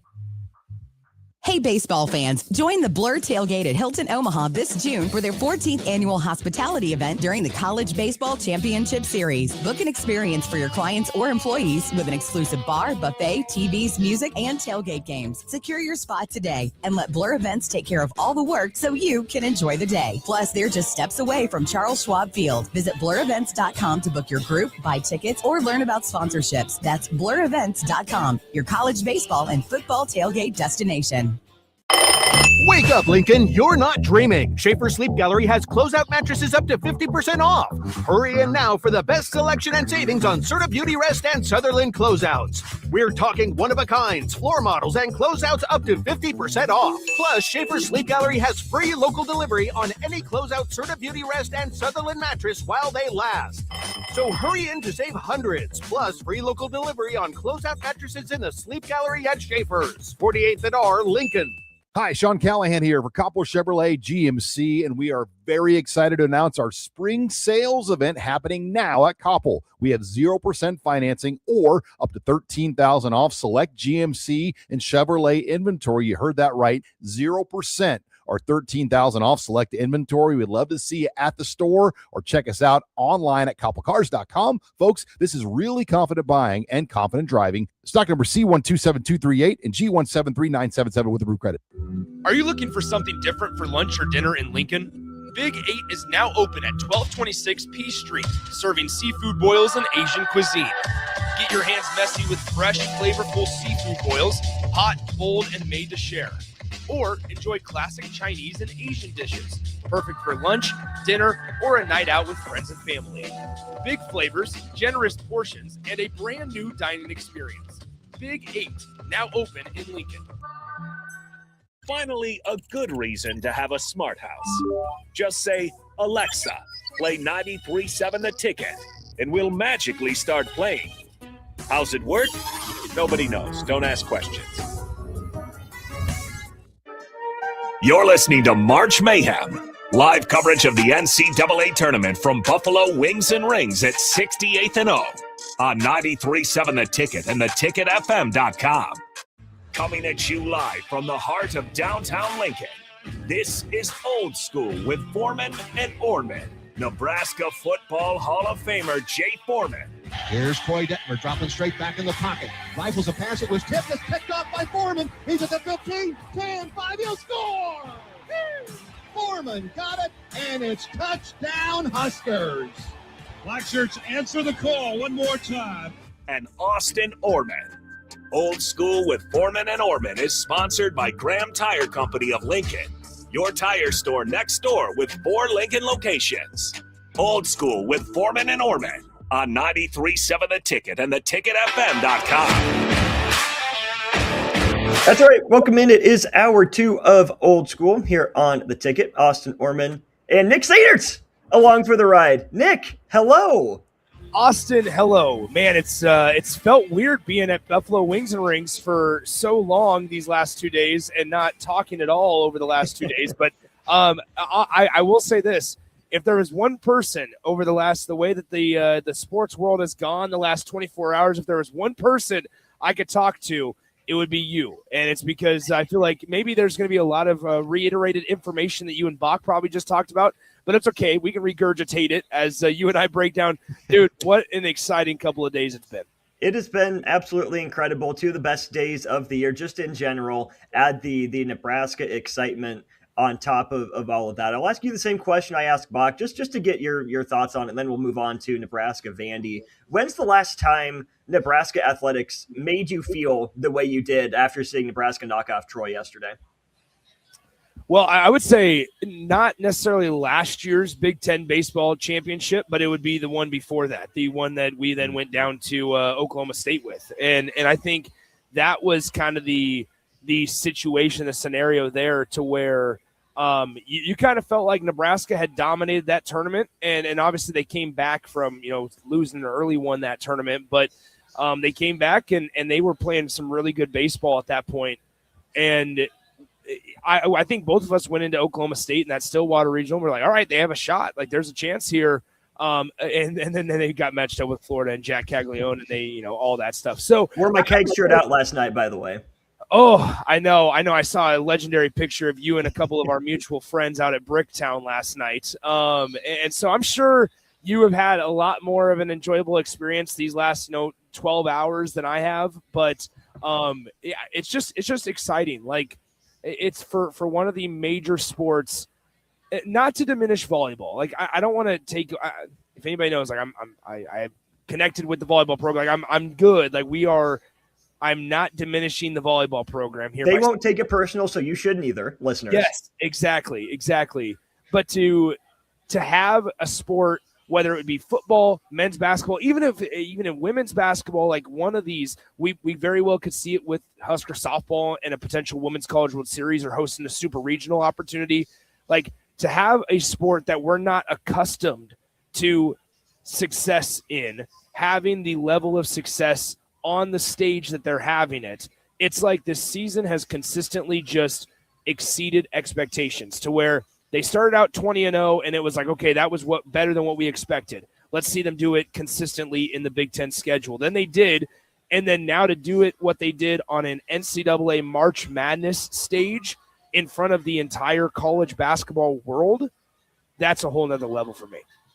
No, that makes sense. I mean, I think softball is a good example. If they're able to get over the hump, baseball, whenever it is they make the next, College World Series appearance. I said this with Bachnick, is that now there's evidence for Will Bolt that having an identity, sticking to a plan, and not being afraid to make tweaks, but staying true to who you are can work, right? I think there's a good coach in Will Bolt. I mean, obviously Husker baseball's rolling right now. They're on a heater, and they're up at Michigan today. But I think that, Fred Hoiberg is a guy that's setting a blueprint for a lot of coaches at Nebraska, where you can be provided for, but not necessarily have a bounty at your disposal. You can maximize. It takes being right. It takes hard work. But then the other example I'd go to, almost on the opposite end of that spectrum, is football. If or when, I'm going to say when, Nebraska football gets the first college football playoff victory, whether it's in the 12 team, the 16, the 24, whatever it looks like, it's not the national championship stage at that point, like volleyball or like even wrestling trying to break through after a program best finish last year, or softball or baseball that have made College World Series before. But I think for a program that hasn't really been close, right? It's had maybe a couple opportunities in the college football playoff era to make a run and fallen flat, or not even, been able to get off the ground before the hopes get derailed. I think for this fan base, the next moment of catharsis in that regard could very well be, 5th seeded Nebraska hosting, what would that be? 12th seeded whoever in a first round game at Memorial Stadium in front of Husker Nation, probably, some Sunbelt team or lower seeded SEC team. They got to come to, right. Yeah. They have to come to Lincoln. It's cold. Nebraska's just tougher, just better. And does Nebraska win it by 4 touchdowns? Probably not. But either way, I still think that college football playoff win is probably the next big moment that the Husker fan base writ large will be building toward. It's really interesting that you say that. I would probably agree. I think that's the big elephant in the room of okay, when's that going to be kind of on the docket and a real sense of something possible that's happening. I think here's the thing, Austin. I mean, this record. You and I have had multiple conversations regarding this type of thing off the air. I mean, Nebraska in the first 4 years of Fred Hoiberg was 41-80, and now in the last 3 years they're 71-31. I mean, just the dramatic turnaround. I think you said that he's setting a blueprint for Nebraska coaches. I would argue that he's setting a blueprint for the entire college basketball world. And I would say, and the reason I say that is because, sure, is it going to be easy to duplicate this and what they've done the last 2 years after the core guys like Sam and everybody, the ones that everybody knows about? Is it going to be easy to duplicate that or to find your next Sam Hoiberg and hope that they mesh? It's not going to be easy. It's probably going to be impossible. But instead of making a wholesale change, you just have to slightly pivot. And if you as a coach or an administrator or a player in this day and age of college athletics, if you aren't able to pivot slightly, then you're not going to have success anyway. But it's a lot easier to have success when you just have to slightly pivot or adjust rather than make wholesale changes, which it feels like in other programs across the country, Nebraska or not named Nebraska, everybody is, if it doesn't work, wholesale change, whether that's staff, player, identity, like you mentioned. And then they wonder once again, 3 years later, why they're not winning. Option offense isn't working anymore. Let's go West Coast system, right? Defense head coach isn't working. Well, we need someone that can coach the offense, whatnot. I agree. And here's the thing, to talk about the fans and the investments, Austin, I mean, at the end of the day, you and I talked about it way at the beginning of the season, and something that I said, and I'll put my opinion and I guess reputation on the line when I said this, was that over the last 2 years, now 3 when you include this season, over the last 2-3 seasons, you have not seen an increase in fan engagement and fan interest from Nebraska athletics and from Nebraska fans as much as you've seen the jump in Husker basketball fans. Like even the Jordy Fromm effect was probably not the same as this. It was close, but probably not to this level. 100%. And you think about Husker women's basketball, and you think about the Britt Prince, addition, and just their success into Britt Prince. Yes, yeah, like the buildup of that has been really, really positive there. Obviously, you can go down up and down sports, the Dylan Raiola piece of it with Husker football, but you have not seen a larger addition or change, positive change, in any Nebraska athletic program than you have seen in Husker basketball over these last couple of years. That's a credit to the roster, that's a credit to the players, and that's a credit to Fred Hoiberg, because I think you ask every single Husker fan, and while, the success on the floor certainly aids in the way he's perceived by the fans, I think Nebraska fans can truly, with 100% authenticity, rally around him and say, this is somebody we want to be championing for, and we want to be representing Nebraska athletics. Speaking of building and speaking of blueprints, at Schwezo Construction, safety isn't just a policy, it's a promise. Schwezo is hiring skilled craftsmen, laborers, concrete workers, and steel erectors who value quality work and a team that has your back both on and off the job site. Apply today at schwezo.com, schwisow.com. 40 years strong in business, Schwezo Construction. Shout out the Blum family and the whole crew over there at Schwezo Construction for being a sponsor of Old School. Nick, Fred Hoiberg today named to the Naismith Coach of the Year Award semifinalist list. It's a doozy of a list. I'm going to take this in alphabetical order for the most part, and you'll know why in a minute. Todd Golden at Florida, Tom Izzo, Tommy Lloyd at Arizona, Dusty May, Ryan Odom at Virginia, TJ Otzelberger at Iowa State, John Shire at Duke, Travis Steele at Miami, and then the other 2 names on the list, Fred Hoiberg, and the head coach on the opposite sideline tomorrow, Mark Byington at Vanderbilt. And I think we can start talking some Nebraska Vandy here. I'm sure this will carry over into next segment as well. But to see where Vanderbilt was, just kind of floating adrift under Jerry Stackhouse, wasn't really going anywhere. I remember growing up, Vandy was one of those kind of cool teams. Nebraska never saw them. Their baseball team was in Omaha a lot. But Vandy basketball is kind of fun. Kevin Stallings era had some fun dudes to watch.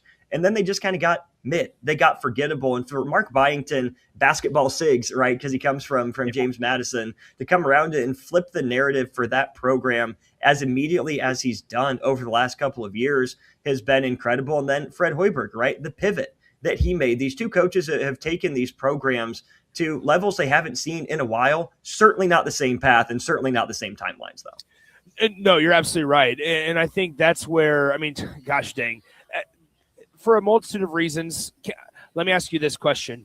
Can we agree Fred Hoiberg should be Coach of the Year nationally? I think I would vote for Fred. Who's somebody else? Well, who would be a close second? Here's my thing. I think I was talking about this with Wyman. I don't remember if it was on air or off air. I think when you look at Coach of the Year awards, we talk about the overachievers a lot of times, right? I think Fred Hoiberg is, let me just look at the list, right? Fred Hoiberg in that camp, Travis Steele absolutely in that camp, Ryan Odom, first year at Virginia in that camp, and then Mark Byington, not his first year at Vandy, but they went 16-0 to start the year. It was, Nebraska, Arizona, Vandy, and Miami of Ohio, all in that undefeated conversation for a while. And that's understandable, right? That we would give it or want to give it to the overachievers. We didn't expect it. Look at you, came out of nowhere. You must be a hell of a coach to be able to get that much out of your players. Lost in that discussion is that it's also difficult, or it's not necessarily a given, that you win with top talent, right? For Todd Golden to lose a dynamic guard like Walter Clayton Jr., be able to coach his team through a rough start to the season and have them secure the final 1 seed is impressive. For John Shire to lose his entire starting lineup and have Duke win the ACC by a couple games, win the ACC tournament down to starters, I'm not going to knock a guy for having more resources. You still have to maximize them, right? I mean, Dusty May, same sort of thing. I mean, think about the fit in that front court. How many coaches in America would be crazy enough to put Yaxel Lindeborg, Morez Johnson Jr., and Adai Mara on the same team, let alone in the same lineup, let alone in the same starting lineup, basically all year, right? Like, that's a heck of a coaching job too. And so traditionally, yes, the award has gone to either, like a John Calipari, whose team is, 31-0 through the regular season. They ran away with it. Clearly they're dominant. Or, if Miami of Ohio, were to win a tournament game, hey, look at this guy, 31-0 in the regular season. I love and I understand why it goes to overachievers. And that's why I think Fred Hoiberg taking Nebraska from being picked 14th in the preseason poll to finishing second, to having a 20-game win streak to start the year, making all the school history, would be a deserving winner and would get my vote. But I do have to say, this is where I think my Duke basketball perspective can come in handy. We give short shrift to the guys who do more with more, right? It's not necessarily easier. It's just different. And so I don't want to just push those guys to the side. Oh, look how easy they have it. They have their own challenges too. You still have to maximize everything you have, even if you might have, slightly higher rated Clay according to the composite index or whatever. Well, I also think that when it comes to, March Madness and when it counts most, I think coaching we've seen in moments that maybe not even this year yet, but we've seen how important it is when you get down the stretch, your ability to manage guys with foul trouble. If they get in those 2 fouls early on, I cannot wait. I can wait. But what I'm saying is, it'll be really interesting to see as Nebraska, if they're fortunate enough to continue progressing in this March Madness tournament past tomorrow against Vanderbilt, and who knows what can happen in the future. But if they can continue to progress, we're going to see Fred Hoiberg do what, Austin? It's exactly what we talked about all season long. Dig into what he's done all year long. Despite how good of a coach you are in the regular season, the postseason can change you. It can change the way your players act and react. It can change also the way your staff operates, even if you want to stand up on a pedestal until you're blue in the face and say, we're going to do the same things that we are doing in March that we did back in December and January. It's not it's easier said than done. And so, once again, I think tomorrow is going to be really interesting to see, because 2 guys, like you said, that are on those lists of Fred Hoiberg and Coach Byington at Vanderbilt, you're going to look at this and go, we know as people that observe and dissect this program at Nebraska with the best of them, here's the thing. We know that Fred Hoiberg, when the going gets tough or when things are going exceptionally well for Nebraska, he does not change. Same guy. We just don't know that about other guys. Right. Starter Human Jewelers text line here really quick, 9174. Let's also not take for granted that Hoiberg and his staff are very good at finding talent to fit his system. Yes. Let me also remind you guys how that team looked last year, right? It is always a risky proposition, right? We give him credit for building that 22-23 roster the way he did, to change the philosophy, to change the culture. That team has gotten so many shout outs, and deservedly so, throughout the course of the week. We give him credit for the Rink Mast addition and the Bryce Williams under the radar transfer. And look, he unlocked Keisei Tominaga from the junior college ranks. Look at him. He knows how to get talent. And then last year, the pieces didn't fit, plain and simple, right? I mean, they asked Raleigh Wooster to do too much. They didn't get anything out of Aaron Eulis. Andrew Morgan was not there. Right. Yeah. I mean, Morgan. Sorry, I didn't want to jump the gun there. Yeah, no, I was getting there, because he's, to me, the most egregious example. And I thought by looking at that roster last year, Nebraska was going to end up playing a different style. And they didn't do it, which is, number one, a testament to Nebraska, right? Okay, be consistent, know who you are. Maybe Mia was the best available that they could get. Maybe it's a misevaluation. It happens. But that roster did not fit together at all last year. And we saw that when it fell apart in stretches. It got picked apart down the stretch. And yet it was still in position to claim an NCAA tournament bid. 2 more wins in the regular season last year.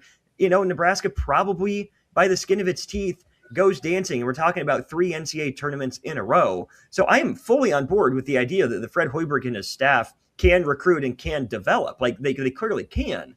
But like any coaching staff, they have misfires. It's probably going to happen again at some point. Obviously not holding my breath and hoping for it to happen, but that's just such an inexact science that you can't take the recruiting piece out of your voting for coach of the year, but you can't give it to just the guys who recruit just the top talent. I think it has to encompass everything. Let's also be honest here, Austin, without I mean, I understand everything feels so sunshine and rainbows right now because Nebraska's in the round of 32 and they just won their first, NCAA tournament game. But we also have to be realistic in our analysis here and say that they identified a couple of guys incredibly well for this season's roster, but also they missed on a couple of guys, right? And their hits, and I'm talking Price Sanford, have done enough to maybe cover up and put a Band-Aid on some of the wounds that they brought in.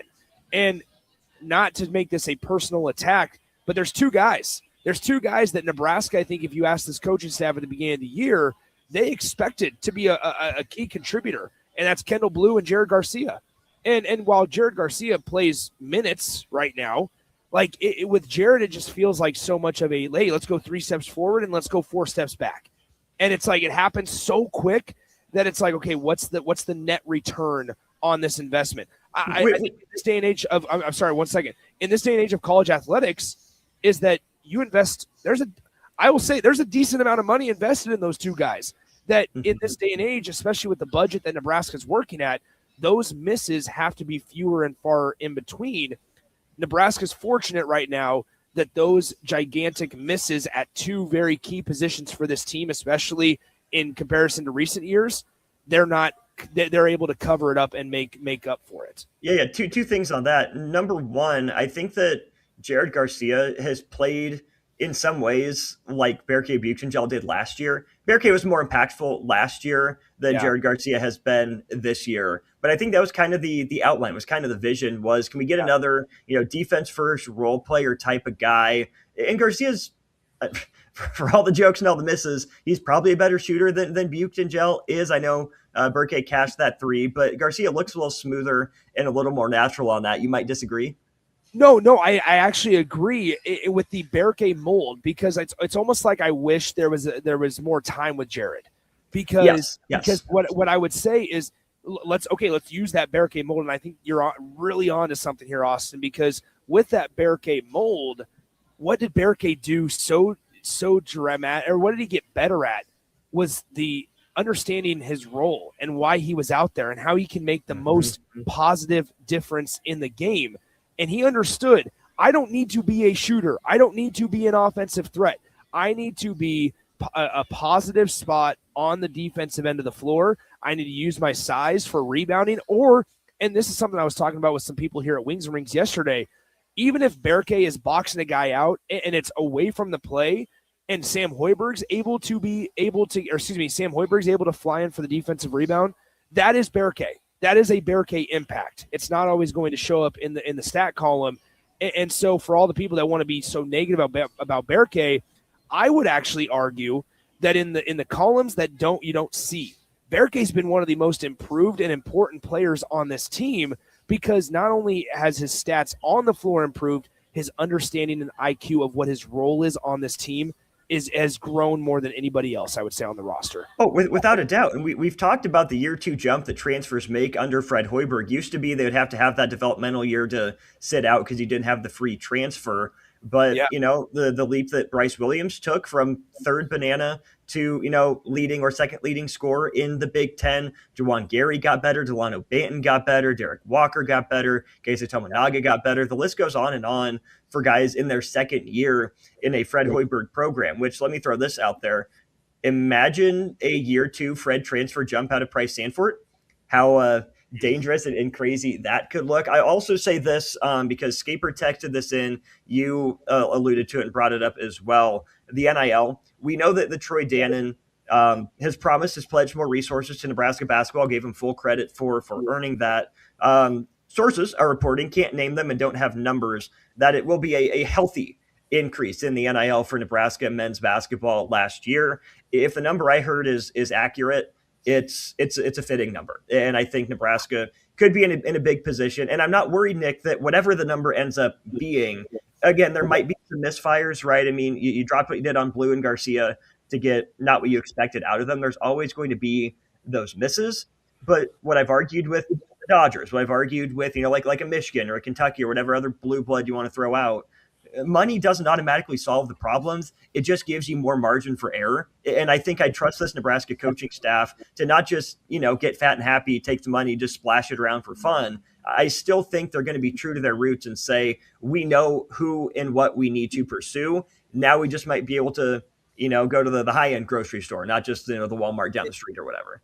And that's where I think last thing is fans will trust in this staff, which is maybe somewhere that there are some shortcomings in other staffs in the Nebraska athletic department, because as you just alluded to, more money doesn't solve every problem. And with that mindset, I think there's a lot of Husker basketball fans specifically, and this includes donors, that when they get asked to donate the money and they get asked to invest in the basketball program, they look at who's going to be handling it. And that's Fred Hoiberg, that's Luca Virgilio, that's Nate Lenzer. It's guys that have been together and understand what it takes and what's needed to happen here. They're the ones that are going to be dictating what goes on and what is spent.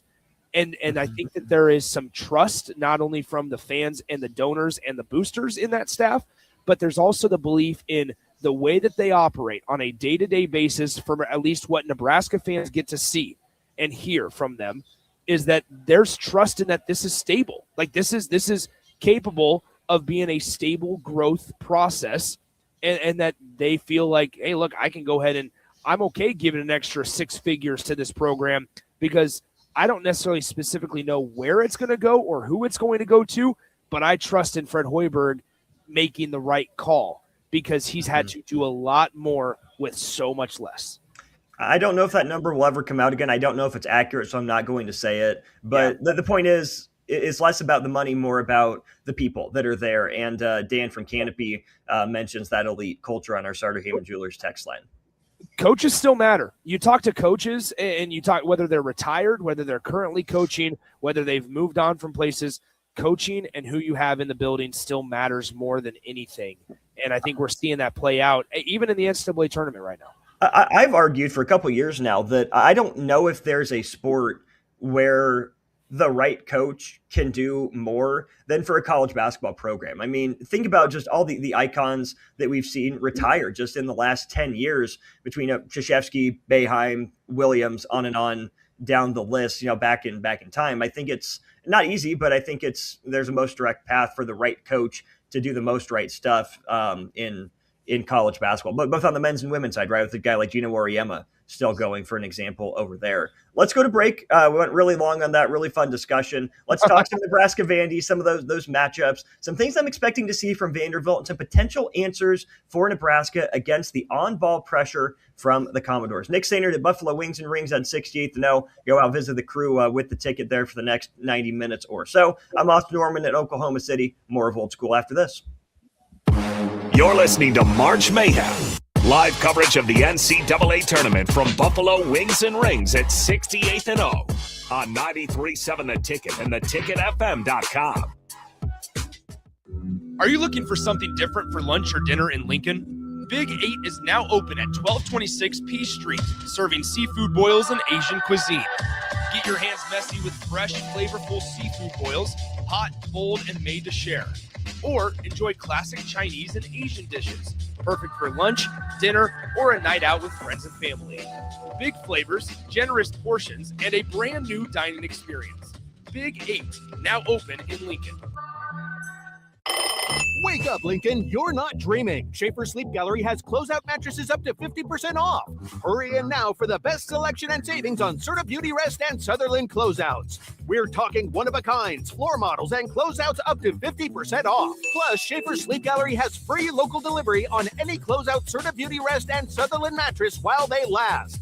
So hurry in to save hundreds. Plus, free local delivery on closeout mattresses in the Sleep Gallery at Schaefer's. 48th and R, Lincoln. There are so many realtors in Lincoln and Omaha, but don't get overwhelmed by all the no-names, plus all the different companies. Ben Bleicher with Professional Realty Group at Berkshire Hathaway Home Services Real Estate is your go-to option, whether buying or selling residential, luxury, leasing, investment properties, or commercial property, small or large. Ben's team offers decades of experience, unbeatable customer service, and promises to fully protect your interests throughout the entire transaction.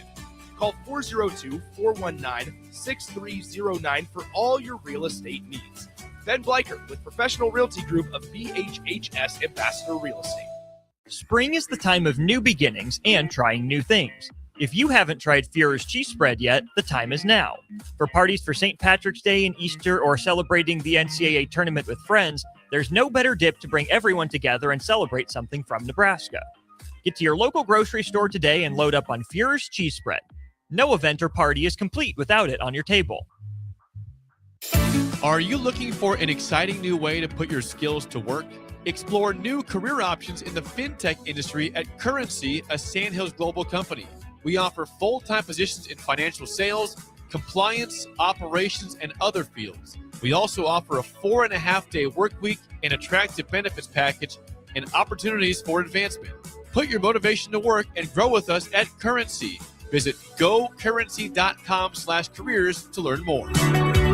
When it comes to keeping your equipment running, you've got options at Landmark Implement. Whether you need premium John Deere parts or a more economical solution, A&I parts from Landmark deliver the dependable performance you can count on with cost savings up to 40%. From filters and bearings to belts and everyday repairs, A&I parts are built to work as hard as you do while helping stretch your budget further. Stop by your local Landmark Implement parts counter today or shop online anytime at shop.deere.com and experience the Landmark difference. If you're seeking a career with a growing company, Gaina Trucking and Excavating is hiring and looking for additions to their team. Gaina Trucking has a strong team culture, competitive pay, 401ks, and benefits like health, dental, and vision. Drivers are guaranteed 40 hours per week, even in the winter months, and are home every night. Start your career today at Gaina Trucking and Excavating. Apply today at gainatrucking.com.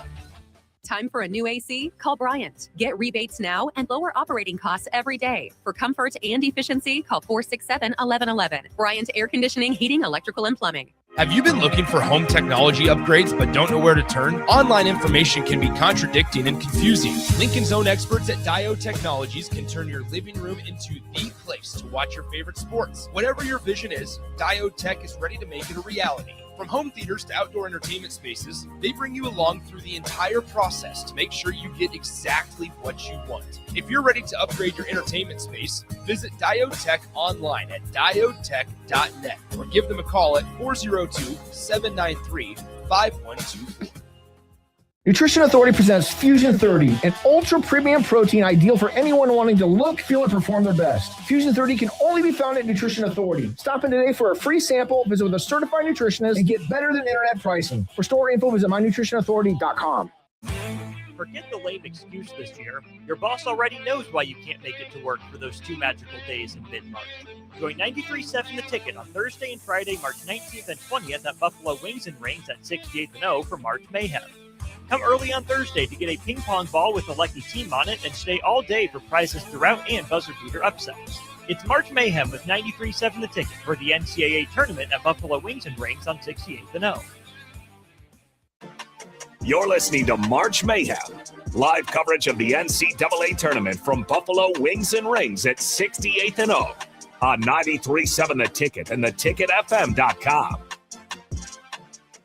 Back to old school with Foreman and Orman on 93.7 The Ticket and theticketfm.com. Welcome back in. Austin Orman, Nick Sainert with you here on Old School, brought to you by the good folks over at Graham Tire Company, 4 Lincoln locations. They're celebrating 75 years of serving the Midwest. More than just tires, they do all kinds of car and light truck repairs too. From brakes to oil changes, trust Graham Tire for service you can count on.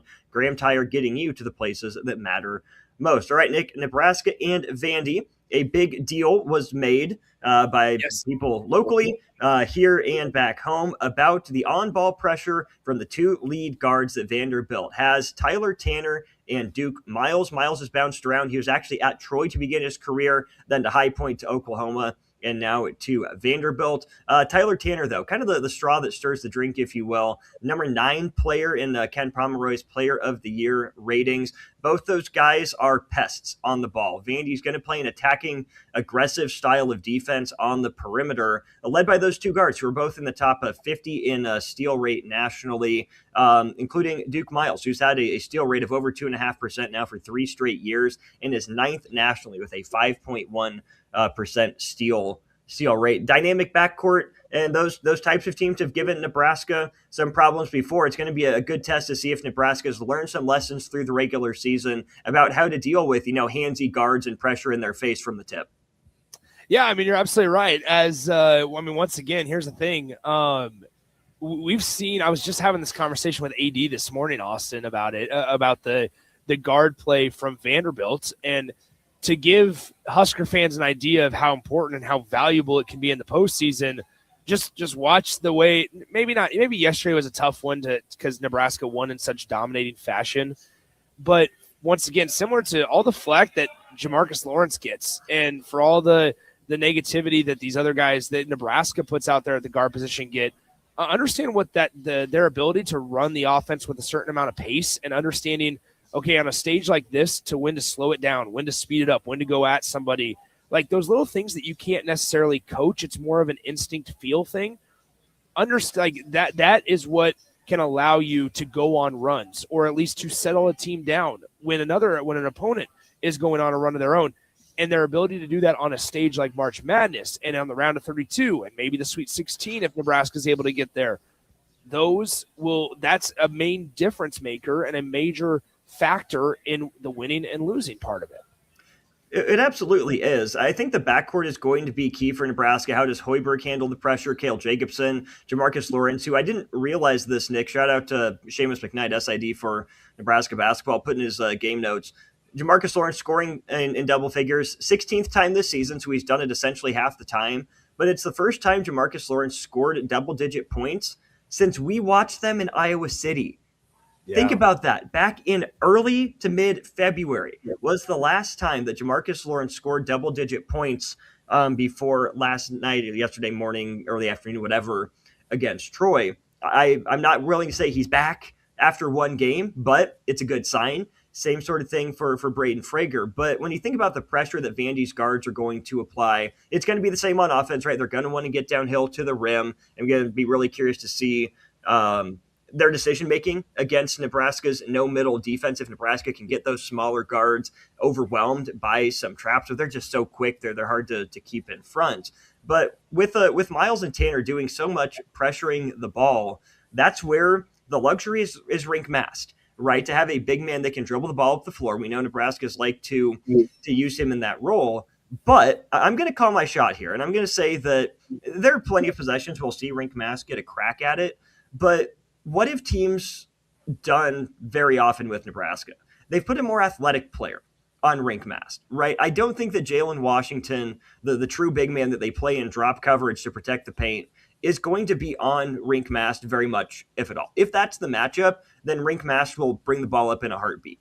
I would not be surprised if we get some point Berke at times tomorrow, right? I know that might scare fans, but he can dribble. He's become a better decision maker, maybe not quite as savvy as rink mask is, but I think there's a lot of different ways this could go because I think that Vanderbilt's going to want to leverage its aggression and athleticism, which has given rink mask some fits before. So what can Nebraska do? They can invert their offense, but Buchton-Gel on the perimeter. I forget which game they did that, but I know Fred Hoiberg brought it up specifically as a switch that they flipped for the second half of the game that turned the tide, right? So then that's rink masked down low.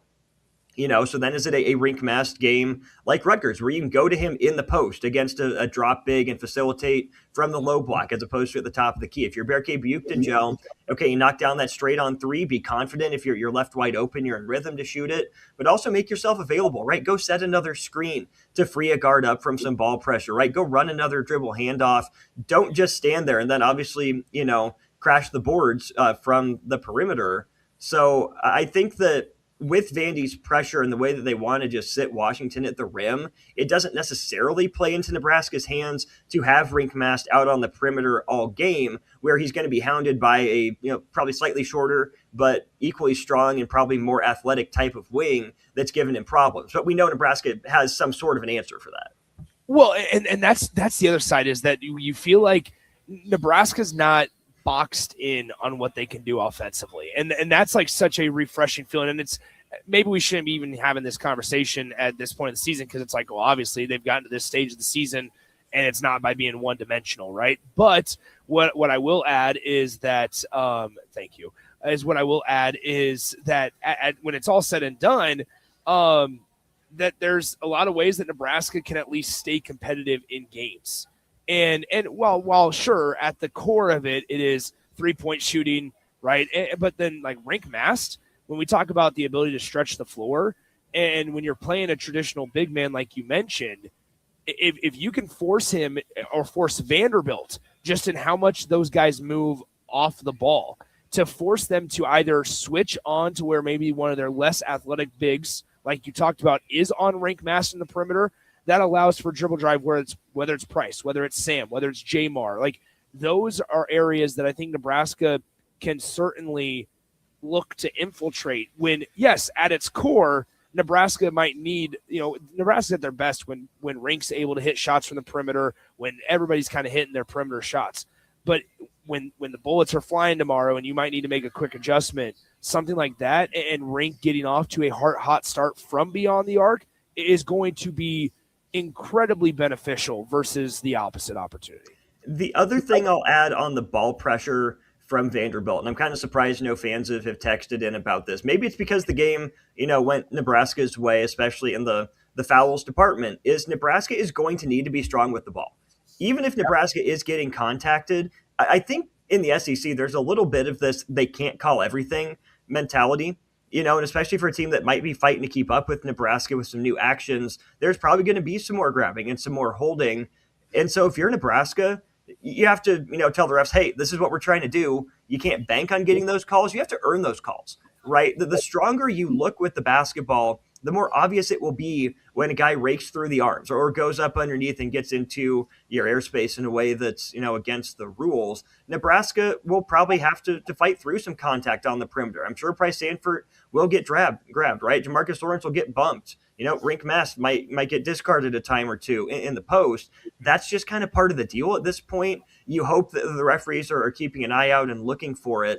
But if you're Nebraska, you can't just hope you're bailed out by a foul call against their pressure, because Vandy has a reputation for doing that. And so when you have a reputation for doing that, refs back up a little bit. Say, okay, they want to pressure. We'll let them pressure. It's what they do, and they're so good at it. They get so many steals that are clean. They sometimes get away with ones that aren't. So, if it is a little head fake from Price Sanford, like we saw a couple times, if it's keeping the ball a little bit closer, to your body than normal, if it's making sure you chin it as opposed to hold it down to the side, being strong with the basketball is going to be huge for Nebraska to earn foul calls, which is also big because Vandy is one of the worst teams in the country at fouling. They are the 301st ranked team in opponent free throw rate. They are not afraid to foul you. They will put you on the line, but you have to earn the benefit of the doubt of that whistle.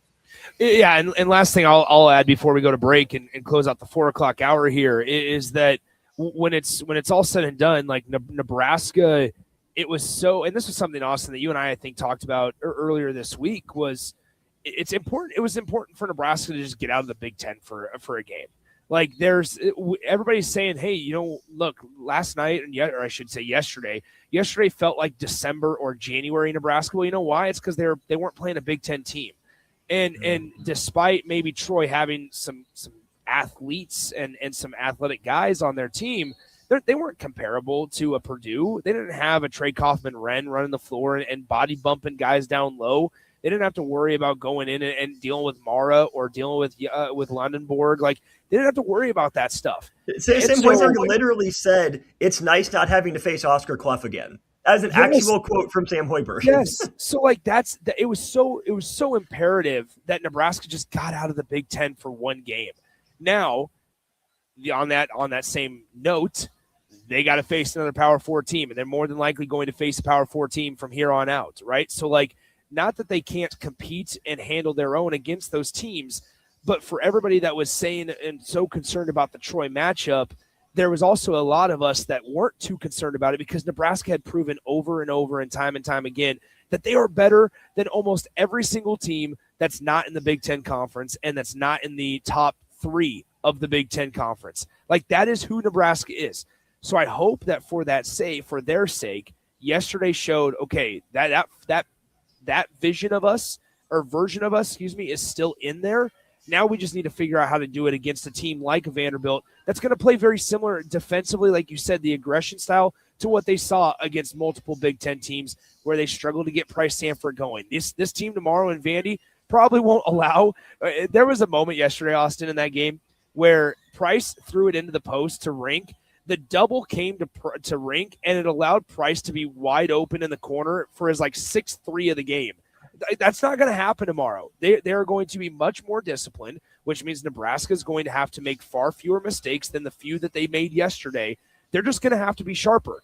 But hopefully yesterday kind of can make them, jump off and feel like they can be on the right side of things. The one I remember is, got into Mast, who then pitched it back up to Frager, and then Valdez, the leading scorer for them, tried to pinch up and double Frager with his back turn, but Frager kind of felt it coming, then dished it right back to Sanford for the wide open 3 in front of Nebraska's bench. He's Nick Sainert. I'm Austin Norman. We'll wrap up hour 2 of Old School, third hour yet to come. You're listening to March Mayhem. Live coverage of the NCAA tournament from Buffalo Wings and Rings at 68th and O on 93.7 The Ticket and theticketfm.com. All right, Lincoln, if you're a diesel technician who's ready to earn up to $40 an hour and you're tired of working nights and weekends, listen up. Inland Truck Parts and Service is hiring experienced diesel technicians right here in Lincoln, and they're offering what every hardworking tech wants. Monday through Friday hours, no nights, no weekends, and paid training on advanced diesel technology. With 37 locations across 12 states, career advancement opportunities are endless. Start building towards your future and apply today at inlandtruck.com. That's inlandtruck.com. Or text APPLY to 785-369-1320. Mike, I've been thinking our house could really use a makeover. How about new siding? I've been thinking the same thing. Have you heard of James Hardy? Yes! Sarah down the street had Roofing Service Company install James Hardy siding on their home, and they love it. Roofing Service Company does have great reviews. They took her through the design process and made everything super easy. Roofing Service Company offers expert design and installation. Couple that with James Hardy's durable products and variety of colors, you and your family will love your exterior remodel. Just visit roofingservicecompany.com. That's roofingservicecompany.com. Have you been looking for home technology upgrades but don't know where to turn? Online information can be contradicting and confusing. Lincoln's own experts at Diode Technologies can turn your living room into the place to watch your favorite sports. Whatever your vision is, Diode Tech is ready to make it a reality. From home theaters to outdoor entertainment spaces, they bring you along through the entire process to make sure you get exactly what you want. If you're ready to upgrade your entertainment space, visit Diode Tech online at diodetech.net or give them a call at 402-793-5124.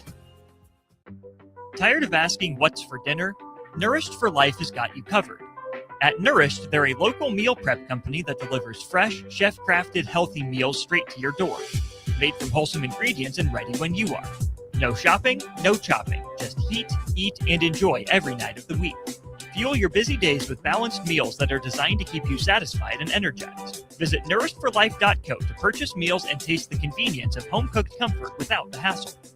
Biggest question people have is, how do I start the process? What is the process? I want to build a new home, but I don't know what the first step is. Bob Benish is the founder and president of Aspen Builders, online at aspenbuildersinc.com. The first step is make an appointment. Come on into my office. Let's sit around the table. Let's talk about what you're looking for, what your needs are, what your budget might be. And let's come up with some answers on what we're going to build, where we're going to build it, and what it's going to cost. And get a house that you're going to be happy with. So now is really the time to be contacting us to get an appointment to get the job done. Once you find a good lot, let's get it reserved because there's a very limited number of lots in this town. And then start designing that floor plan that's going to be perfect for you. Next thing you know, we're moving dirt. Make your dream home a reality and call Aspen Builders at 423-6811. Online at aspenbuildersinc.com. Your home is waiting at Aspen Builders.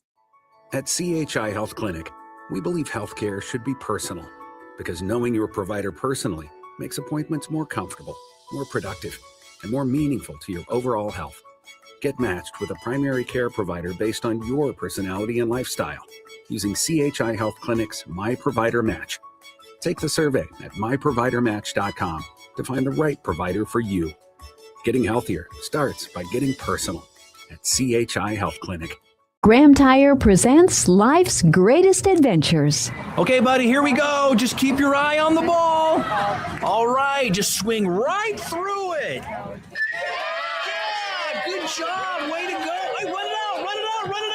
Okay. Great road trips start with great service. Graham Tire, your tire store next door, with 5 convenient Lincoln locations, getting you to the places that matter most. When you were a kid, clubs were cool. Robotics club and space club and stuff like that. But what do adults get? Book clubs and quilting clubs? Nah, forget that. How about margarita clubs and old-fashioned clubs? Get to Upside Bar and Lounge for the best clubs in town. Try all 10 varieties of Upside margaritas or old fashions and take home a free souvenir glass. Grab the whole crew and pair it with taco night on Mondays or whiskey Wednesdays. Upside Bar and Lounge at 29th and Pine Lake. Are you looking for an exciting new way to put your skills to work? Explore new career options in the fintech industry at Currency, a Sandhills global company.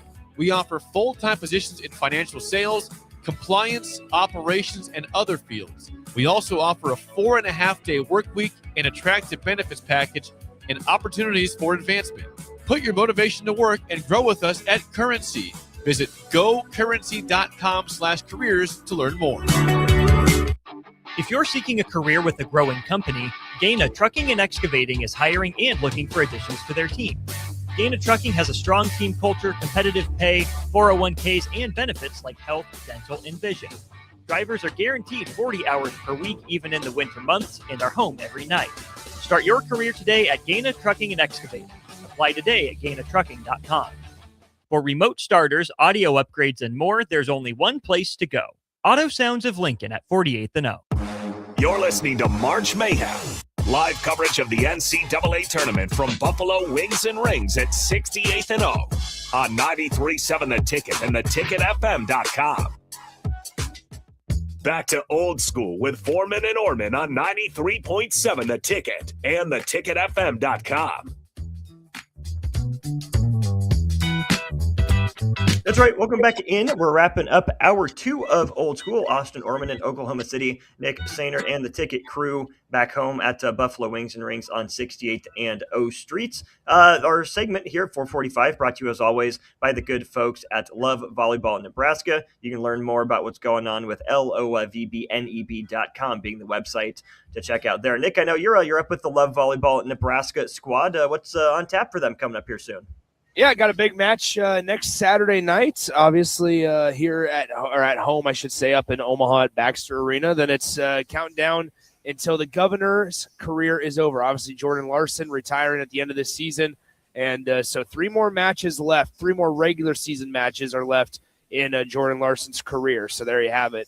As the Governor is on her way out the door. So it's interesting stuff there. But Austin, can I just make a question here? Oh boy, okay. I'm kind of scared, but okay. Because here's the deal: is I saw just again Mark Byington talking about Nebraska's fan base and how it's going to be a road game.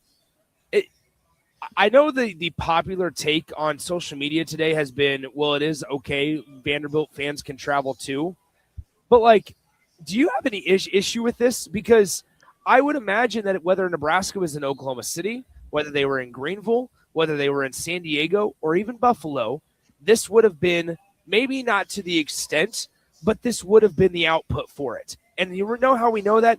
Is because we know multiple people that scheduled and booked flights and booked hotels and bought tickets for every single session across the country because Husker fans were not going to miss this. This is not just a geographical thing. This is not at the fault of the NCAA. This is just who Nebraska is.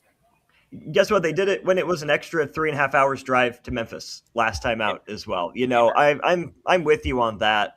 I understand why Vanderbilt would feel a little gypped, right? I mean, oh, well, it's close to them. Why can our fans travel like that? Maybe it was just a plea to Vandy fans to get your quick tickets and make your way to OKC. But I'll say this, Nick, too, for all the complaining that we've heard about, well, how come Nebraska gets essentially a home game? Why are they so close? Number one, that's one of the perks of being a protected seat, right? Now, I can agree that Vanderbilt probably should have been a 4. It would not have been at Nebraska's expense. It could have been at Arkansas's expense. It could have been at Kansas's expense, or actually most likely probably Alabama's expense, especially with everything going on around that program. So if Vandy wants to say, yeah, we deserve, some more geographical protection, we deserve to be on the 4 line, I'm with you, Vandy fans. You probably should be. But this is where, Nick, what haven't we heard from Nebraska fans? Well, why did we get such a tough draw? Why did we get the 5th 4 seed? Why did we get a team whose metrics, are right in line with ours or maybe even slightly ahead, right? So as much as Vandy fans want to complain about the travel, no, Nebraska home game, this or that, guess what? Nebraska's probably drawing an underseeded team and probably got a tougher matchup in the round of 32 than they should have, having been a protected seed. Don't hear Nebraska complaining about that, though. Yeah, now with that being said, you hope that the crowd helps Nebraska for about 5 to 8 points tomorrow afternoon and evening, and I think it will. I think this will be the last time I'm on air. We're going to hand it back over to Bach and you for the 5 o'clock hour. Here's the deal. I think Nebraska gets it done tomorrow. I do, and I think it's not because of the fans, but I think the fans do aid them, and maybe that allows them to get off on a good start, and we're gonna enjoy tomorrow night, hopefully. I will not hold my breath for a good start. Just stay within striking distance. This team doesn't really do good starts, so that's why even against Troy, I consider that a good start because it wasn't an abject disaster. So if they can get out to a quick start, that would obviously go a long way. Good to talk to you, my friend. Have some fun at Buffalo Wings and Rings. Tell everyone there I appreciate them, and save me some Southern fried wings for the next time I'm back in town. Happily will. They've been incredible for us. It's been a lot of fun these last couple of days. The atmosphere here in Lincoln, I can't imagine how awesome it was. I had some major FOMO, obviously, because of not being in Oklahoma City. But, man, the atmosphere here in Lincoln and what it's going to be tomorrow night, it's going to be a lot of fun. You can call it FOMO KC, right? Fear of missing Oklahoma City, if you really want to. Absolutely. I got to go give away prizes, though, so I'm leaving. Oh, you're a man of the people. He's leaving. We'll go to break. Jake Bakoven joins me, Austin Orman, for Hour 3 of Old School next. You're listening to March Mayhem, live coverage of the NCAA tournament from Buffalo Wings and Rings at 68th and O. On 93.7 The Ticket and theticketfm.com. This is Lincoln's home for sports talk on the FM dial. Also online at theticketfm.com. On the internet, KNTK FM Firth, 93.7 The Ticket. At CHI Health Clinic, we believe healthcare should be personal because knowing your provider personally makes appointments more comfortable, more productive, and more meaningful to your overall health. Get matched with a primary care provider based on your personality and lifestyle using CHI Health Clinic's My Provider Match. Take the survey at myprovidermatch.com to find the right provider for you. Getting healthier starts by getting personal at CHI Health Clinic. At DWE Generations, having a plan matters, especially when it comes to protecting what's most important. They work with individuals, families, and business owners to help make smart financial decisions that support life today and set the foundation for generations.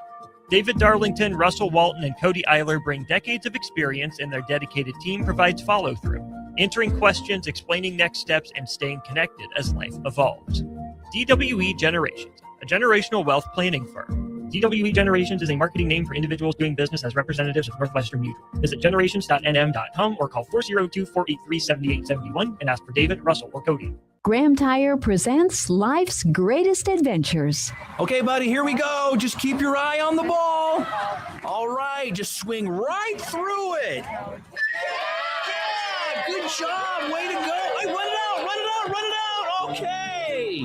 Great road trips start with great service. Graham Tire, your tire store next door, with 5 convenient Lincoln locations, getting you to the places that matter most.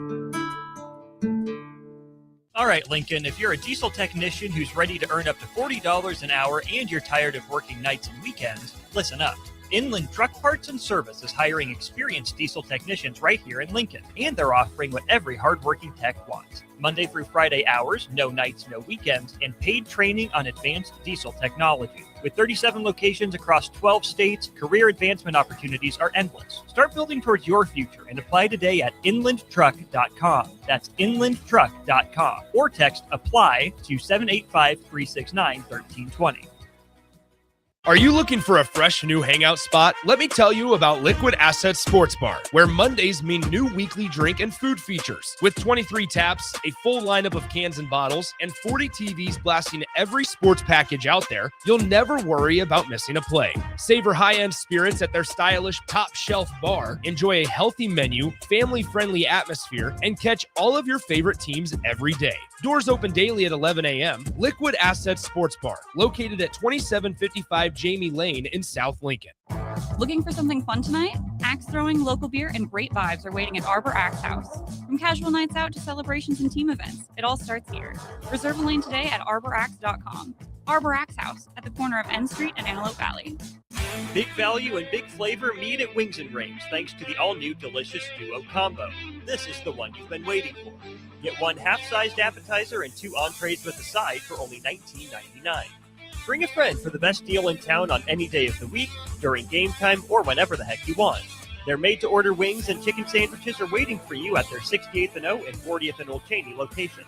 Stop by Wings and Rings and celebrate every day with the best meal deal in town. Let's fly. Your next trip starts at Lincoln Airport with American Airlines. Now flying nonstop service to Dallas, Fort Worth, and Chicago. American Airlines connects Lincoln to major hubs and destinations around the globe. Wherever you're headed, LNK gets you there with new nonstop flights on American Airlines. Now boarding. Convenient, fast, and stress-free. Book your next flight at LincolnAirport.com. LNK, make flying easy.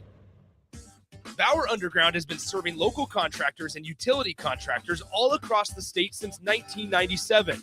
When you see the black and white trucks, you know that the best workers in the business have arrived. Bauer is currently looking for equipment operators, laborers, diesel mechanics, and aerial linemen. Join the brotherhood built on hard work, authentic people, and a pedigree of success.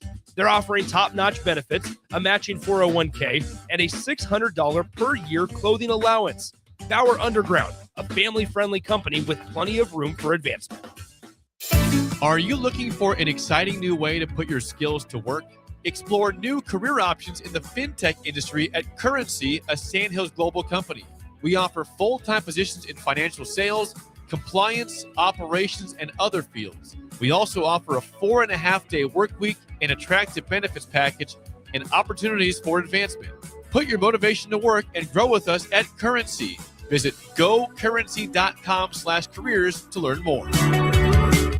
Rick Heyman here from Sartor Heyman Jewelers. I want to personally thank our great customers for voting us once again the best of Lincoln. At the same time, we're celebrating our 120th year in business in the great state of Nebraska. You can count on Sartor Heyman for the very best quality, value, and customer service. When it comes to your jewelry needs, visit us at South Point, Grand Island, and the Outlet in downtown Lincoln. Visit us today at sartorheyman.com, and thank you for your continued trust after all these years. You're listening to March Mayhem, live coverage of the NCAA tournament from Buffalo Wings and Rings at 68th and O on 93.7 The Ticket and theticketfm.com. Coming at you live from the heart of downtown Lincoln, this is Old School with Foreman and Orman. Nebraska Football Hall of Famer Jay Foreman. Here's Coy Detmer dropping straight back in the pocket. Rifles a pass. It was tipped. It's picked off by Foreman. He's at the 15, 10, 5. He'll score! Foreman got it, and it's touchdown Huskers. Black shirts, answer the call one more time. And Austin Orman. Old School with Foreman and Orman is sponsored by Graham Tire Company of Lincoln, your tire store next door with 4 Lincoln locations. Old School with Foreman and Orman on 93.7 The Ticket and theticketfm.com. That's right. Welcome back in. Hour 3 of Old School, brought to you by the good folks over at Graham Tire Company of Lincoln. Gonna need to take my car over there before too long for an oil change. Might even get the brakes and everything done, because they are more than just tires. They do all kinds of car and light truck repairs too. Brakes, oil changes, everything in between. Trust Graham Tire for service you can count on. Graham Tire, getting you to the places that matter most. Austin Orman here, rejoined by Jake Bachoven. Bach, welcome back to the show. Thanks for hopping back on. Appreciate it. Hey, thanks. Yeah, I'm glad to be back with you. Closing it out here from Buffalo Wings and Rings. So an honor to be the one to do it. You started. You got your rest in the middle of the game. I didn't think we blew a big lead or anything to the point we had to put the starters back in. But either way, I'm glad you're back for the ride here for this final hour. Let's go ahead and hit up our starter Heyman Jewelers text line, starting here with a 3764.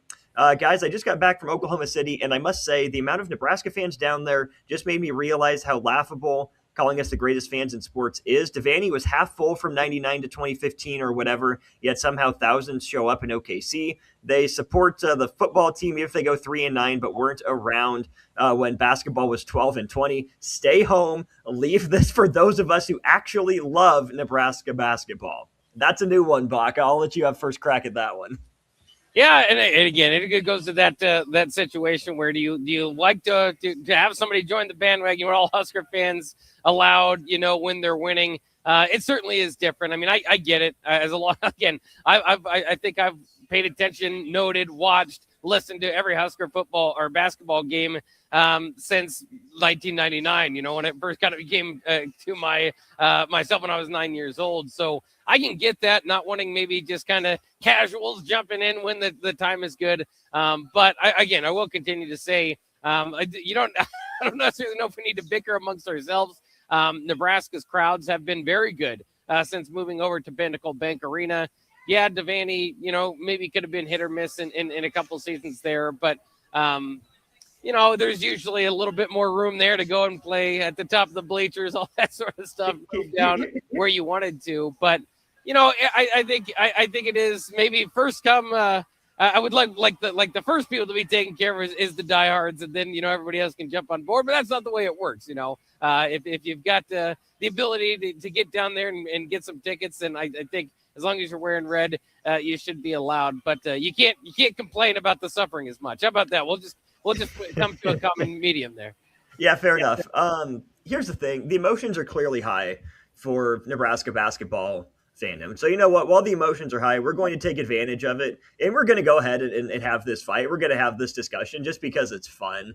And here's the thing: I do not want to be a gatekeeper of fandom, right? Fan how you fan. We all go about it in our different ways. Bach, I've had this not similar thought in this way, but I think in a different aspect of crowds, right? Best fans this, best fans that. I've argued against it. Here's the thing. Every fan base does this stuff. It's not unique to Nebraska, right? But if you're the best fans in college sports, why are we doing the whole beat traffic thing at the under 4 timeout of a 2-possession game, whether Nebraska's up or down? That's bugged me for years, watching Nebraska basketball fans leave early. Oh, got to beat traffic.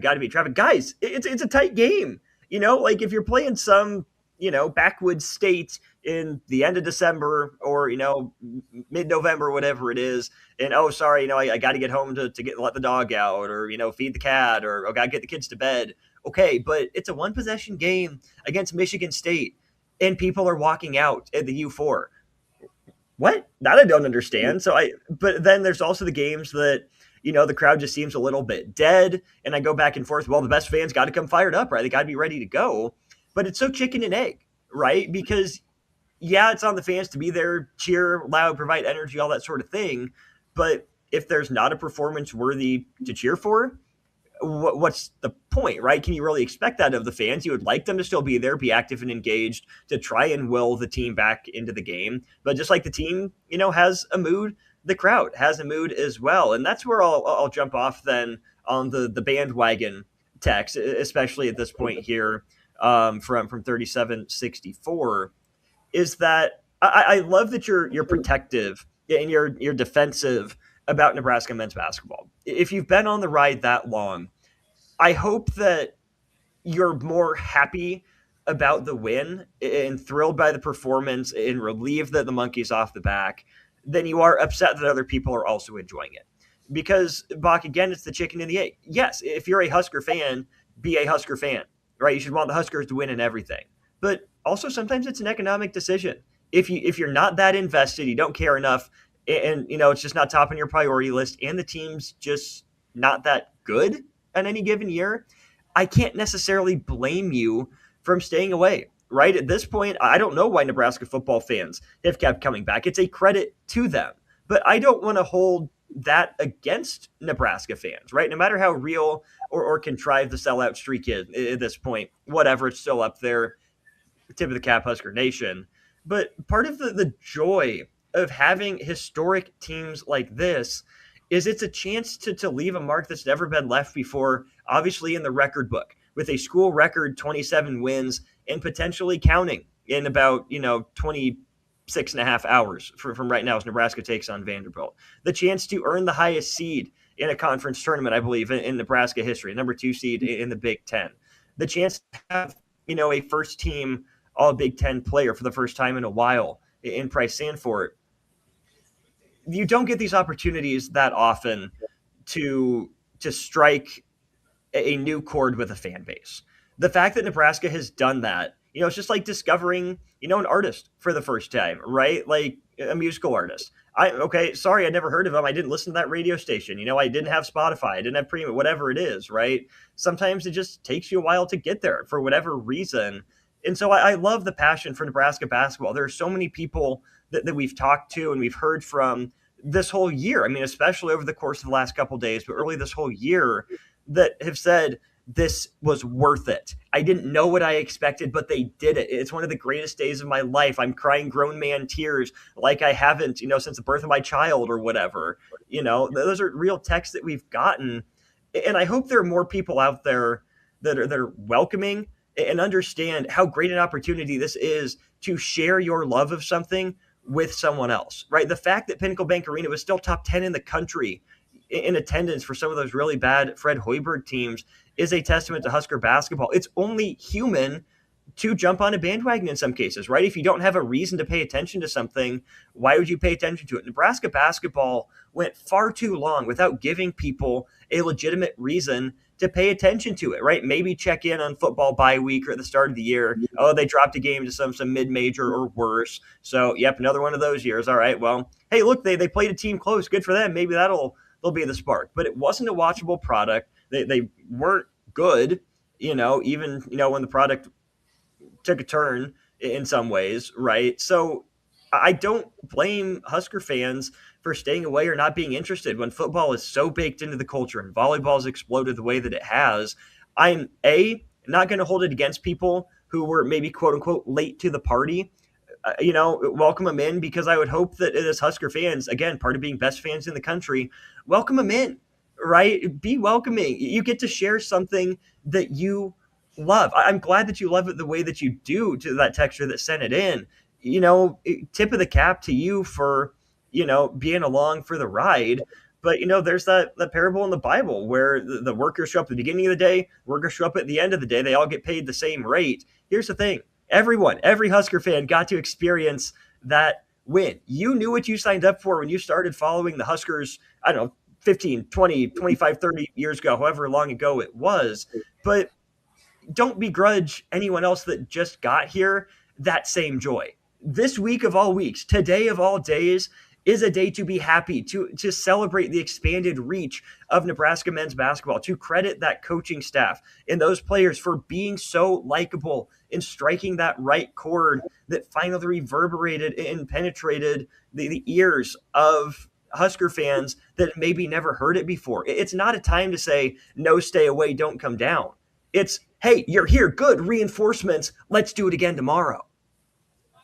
And I always find it interesting whenever these conversations come up, like, how do you measure fandom, right? I mean, it could just be so many different ways. Is the biggest Husker fan the one that can win trivia over the 1986 team? Is it the one that has the most red in their closet? Is it the one that's been to the most games live? Is it the ones that have watched the most of games on TV? I guess my point is that at some point you can be out-fanned, and you're probably going to be out-fanning others, right? So, it could be interesting in that way. I would say this, if you are, have some mixed feelings about it, is just to understand that welcome them aboard. Hopefully they're having fun. I get it. They get to jump on for the greatest ride, but it will not be, and it cannot be as special to them as it is to you.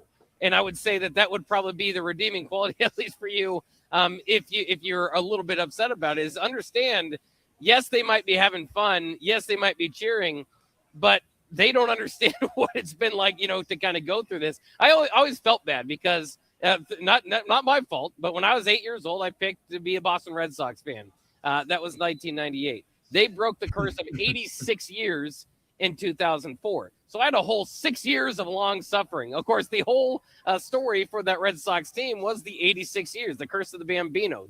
How folks have went their entire lives, come and gone, passed away without seeing the Red Sox do. So I always had like an interesting relationship with that already, because I'm not really a long-suffering fan. I liked the story. I liked some of the players on the team, and so I've gravitated toward them. And certainly, you go through your ups and downs there. 2003, they were this close against the Yankees to go into the World Series. Didn't happen. So, I had my own moments of down as being a Red Sox fan, so it was relieving when they won. But, I acknowledge it's not like I watched the Red Sox from the 50s on. Like, it wasn't, so there is always, again, there's ways to be outmeasured in fandom. And even, whoever you are, texting in, not to attack you, but there are going to be other fans that would have some sort of measurement that's against you that they might be able to beat as well. I don't know if there's a perfect way to measure fandom. I just know that if you're a fan, show up, cheer, and look forward to it, all that sort of stuff.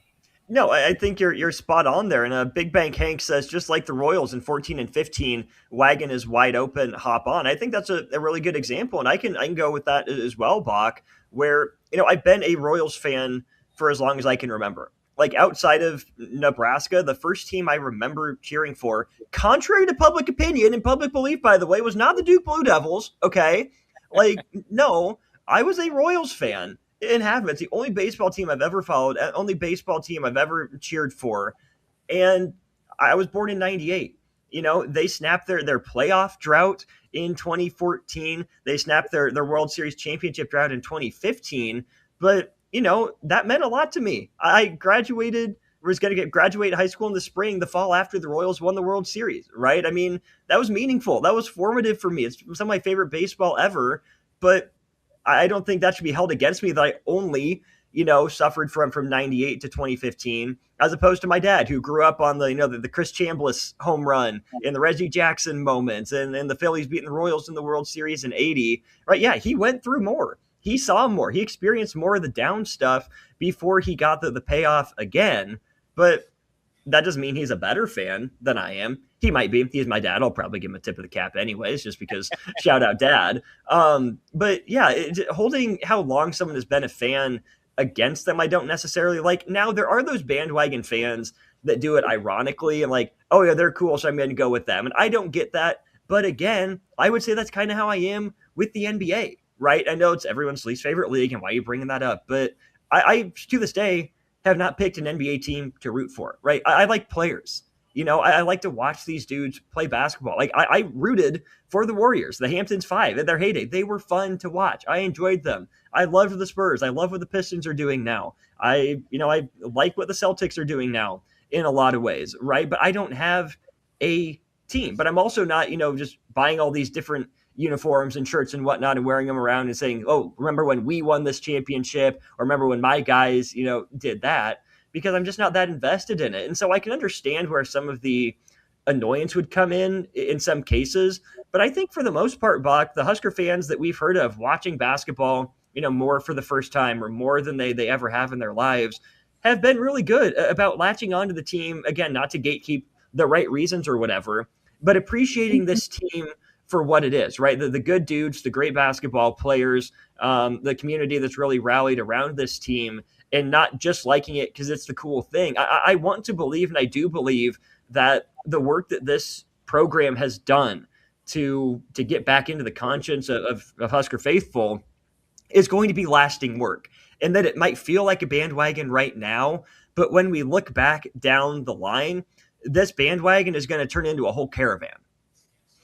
Yeah, it's so interesting. I mean, and I'm glad you hit on it. I mean, I especially with the Royals, I always felt the Royals were kind of Lincoln's team, or as close as what they could be for Major League Baseball. And so to watch that happen was incredible. And certainly saw a lot more pride, but saw a lot more Royals fans, right? Well, like all of a sudden, it's not, I don't even know if there were more fans. They were just more apt to wear Royals gear. Right. Same with the Chiefs and Mahomes, that whole thing too.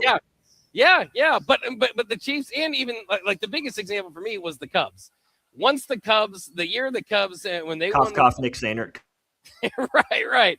I had no clue there were so many Cubs fans. They just came out of the woodwork in Lincoln, and just I did not know it. But like you're right. I mean, the Chiefs kind of like the Royals were kind of, I thought, kind of Lincoln's team. There was fandom, but there wasn't like I'm watching every game fandom. Or, it was more just kind of like, yeah, here the Chiefs are probably going to win 6 or 7 games, or they got a good running back, so I'll buy their jersey. But there, it just wasn't winning to the level of consistency to where you look at Hy-Vee and there's a bowl, the cereal is now the quarterback or the tight end with their face on it and all that sort of stuff. So it's natural. It happens. When you win, there will be bandwagon fans. Will they stay for the long haul? Some of them won't, some of them won't. Some of them will, this will be their formative journey. This will be their entrance into Nebraska basketball, and they will not depart from it. Others, they might just be having fun with it while it's here. And again, so be it. I don't know what, that happens to any team that wins. And that's fair. It's the way of the world. It's natural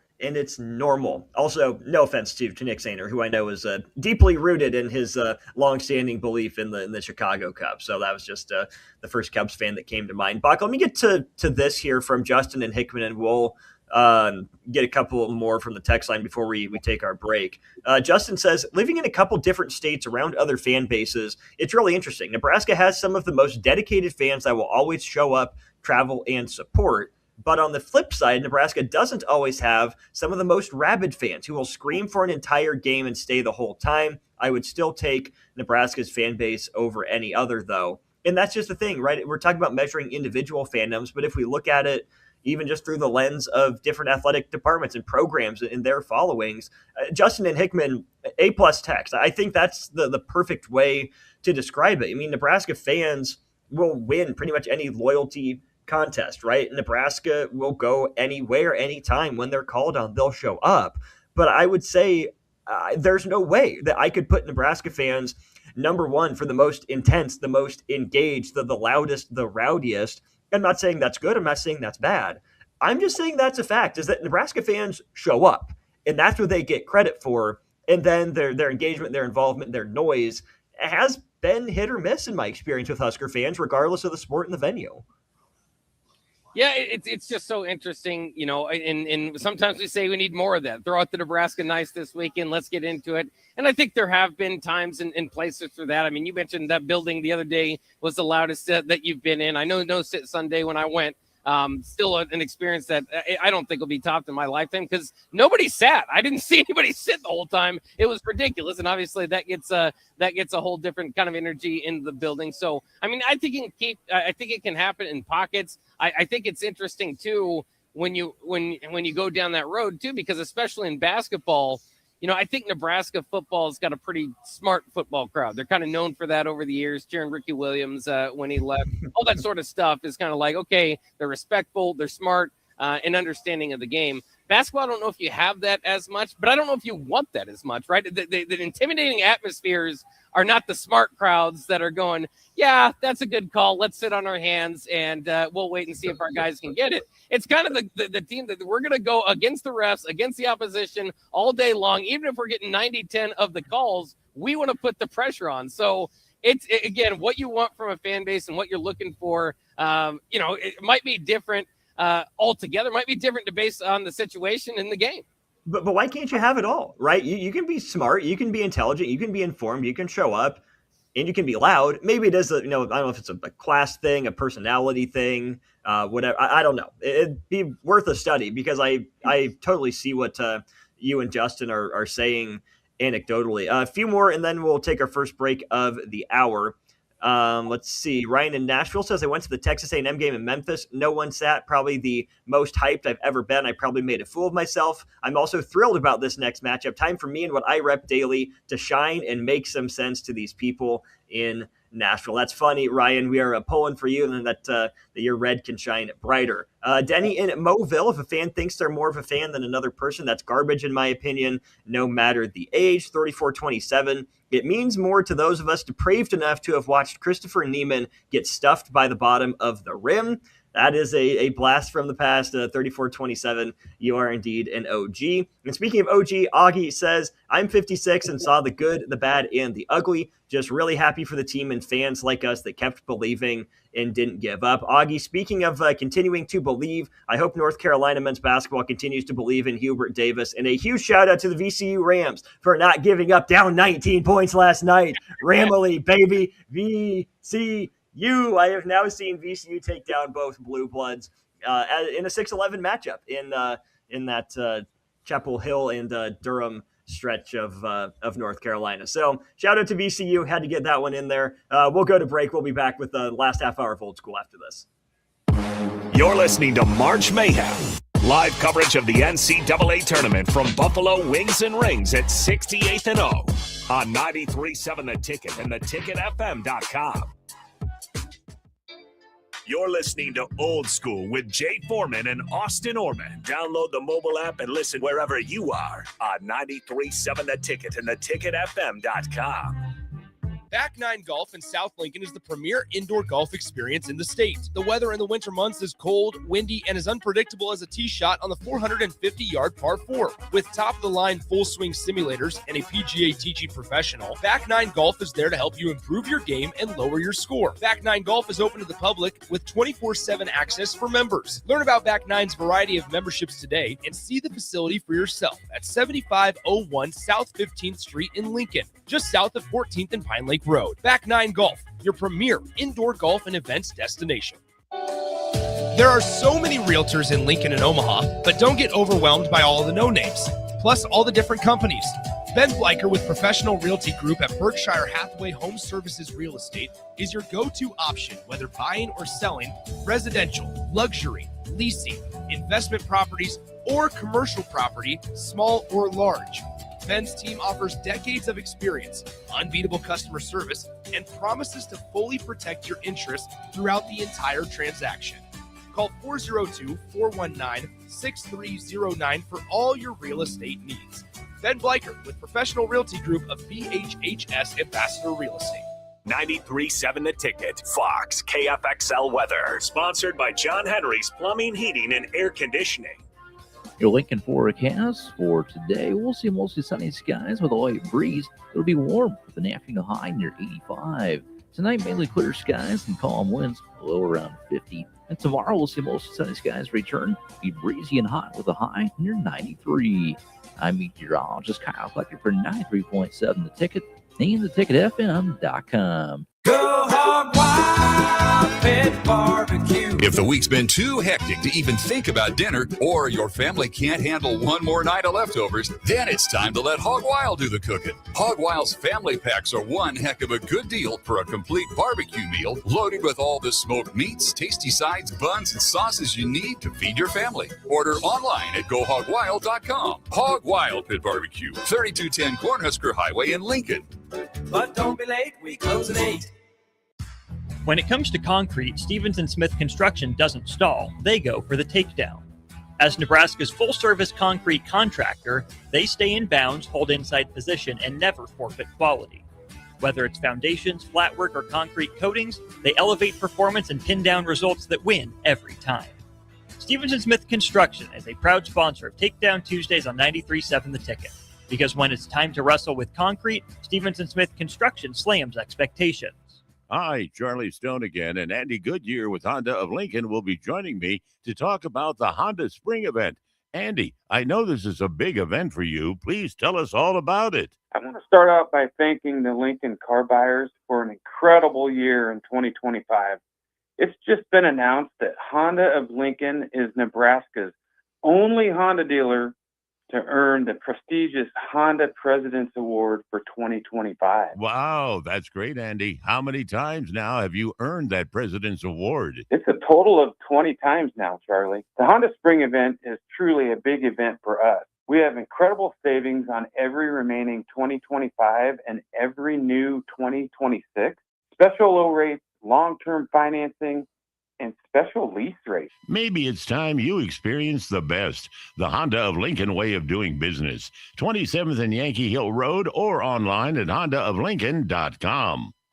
At CHI Health Clinic, we believe healthcare should be personal because knowing your provider personally makes appointments more comfortable, more productive, and more meaningful to your overall health. Get matched with a primary care provider based on your personality and lifestyle using CHI Health Clinic's My Provider Match. Take the survey at myprovidermatch.com to find the right provider for you. Getting healthier starts by getting personal at CHI Health Clinic. With UBT, you've got total control over your money. Like Doug, who runs his game day tailgate like a well-oiled machine. I got burgers, brats, chicken, dogs, plus all the fixins. And with the UBT Go app, I can track my food spending from anywhere. Pro move. They don't call me Grill Sergeant for nothing. No matter your goals, UBT helps you feel good about reaching them. Union Bank and Trust. Member FDIC. When you were a kid, clubs were cool. Robotics club and space club and stuff like that. But what do adults get? Book clubs and quilting clubs? Nah, forget that. How about margarita clubs and old-fashioned clubs? Get to Upside Bar and Lounge for the best clubs in town. Try all 10 varieties of Upside margaritas or old-fashions and take home a free souvenir glass. Grab the whole crew and pair it with Taco Night on Mondays or Whiskey Wednesdays. Upside Bar and Lounge at 29th and Pine Lake. Take your operation to the next level. Right now at Landmark Implement, take advantage of special financing on model year 2019 through 2025 John Deere tractors, sprayers, and combines. Take advantage of a 12-month fixed interest waiver, followed by John Deere Financial standard rates, or choose from multiple split rate offers with approved credit. Stop by your local Landmark Implement or visit us online at landmarkimp.com today and experience the Landmark difference. Rico here with HIS Auto Care at 70th and Van Dorn, letting you know HIS is a great place to bring your vehicle for service. With superior service bumper to bumper, we'll treat your vehicle like it's your mother's. Doesn't get any better than that. So call 402-488-8934 and HIS Auto will make you glad you did. 5% off, mention this ad, and for sure your mother will be proud you called. 402-488-8934, HIS Auto Care, 70th and Van Dorn. God bless you. MWR, a local company of Lincoln, is proud to announce they are able to offer their own post-frame building packages in metal to anyone desiring a building, whether you're a contractor or a DIYer. They can install your building as always, and they offer multiple different rib profiles and loads of color options, including the wood grain metal at great competitive prices. You can inquire at mwrbuildingandfence.com or just draw your desired building and submit it in their contact us page and they'll get back to you. Call MWR today at 402-540-8966. Start your Sundays off right with Jeff and Nicole Essink on Fitness Fanatics. Jeff and Nicole discuss health and wellness, how to achieve fitness goals, and more through the life of gym owners and gym goers. It's Fitness Fanatics from 9 to 11 a.m. on Sundays on 93.7 The Ticket and theticketfm.com. You're listening to March Mayhem, live coverage of the NCAA tournament from Buffalo Wings and Rings at 68th and O on 93.7 The Ticket and theticketfm.com. Back to old school with Foreman and Orman on 93.7 The Ticket and theticketfm.com.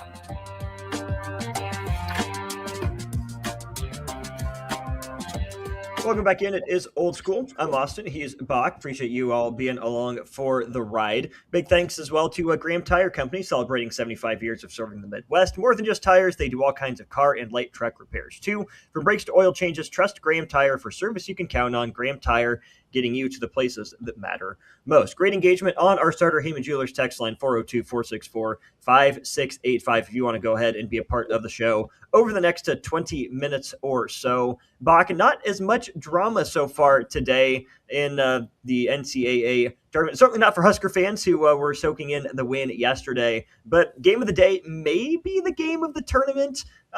We had our second day with an overtime game in a row after a VCU and Carolina went to overtime with the Rams prevailing. How about the finish in Santa Clara, Kentucky? That game I was able to watch most of at my hotel room, and I got to the media obligations just in time to see the Otega Oweh layup into the Santa Clara 3, into the controversial 3 then by Oweh from just inside of half court. What a barn burner that one was. Yeah, I mean, it's one of those all-time moments again. Like you said, maybe not the most exciting day, maybe outside of that. There's been some close games that ended up, being more double-digit games by the end. But that one was incredible because you get the Santa Clara moment of, hey, this is actually going to happen. I just had my moment. How incredible is this going to be? And then you get the banked-in 3 from Kentucky, at the buzzer. And I don't know. It's tough. It's tough to say. I don't know if he called bank or whatever it was. Of course, you're not going to admit. I'll be interested to see what the thought process was with that. But it's hard to say that you do that intentionally. Yeah. So the Herb Sendek thing, trying to call the timeout, he didn't get in position right away. And again, it's in the moment. He just kind of got caught watching the game because you can tell it dawned on him. Oh crap! I got to call a timeout. Because everyone's posted the picture of the ref running away. Why did you have his back to him? Well, it is that ref's job to get up court and see what else is going to happen during the action. The ref also didn't start going up the court immediately, right? He was there by Sendek for a second or two. And if Sendek's on the ball, he probably gets the guy's attention. And then that ref is running away. He doesn't just go to the baseline ref, who I think would have been on his side at that point to do that. So Herb Sendek was delayed, and then he turned the wrong way. And then the clock started probably a beat late. Someone clocked it at about 0.6 seconds, should have come off the clock at that point. And Oweh got the shot off with 0.3 seconds left on the clock, which would have changed things. Then a travel in overtime. But at the very least, Bach, I think what we've seen the last couple days between the Miami of Ohio curb stomping of SMU in the first 4 to VCU, to High Point, to Santa Clara pushing Kentucky, is that there's some darn good basketball being played in the mid-majors. I mean, Utah State just knocked off Villanova as well. And, I get the net system, didn't love the RPI the way that it broke out. But, it's not like this first round has been devoid of drama, even in this day and age, in this era where all we talk about is the rich getting richer.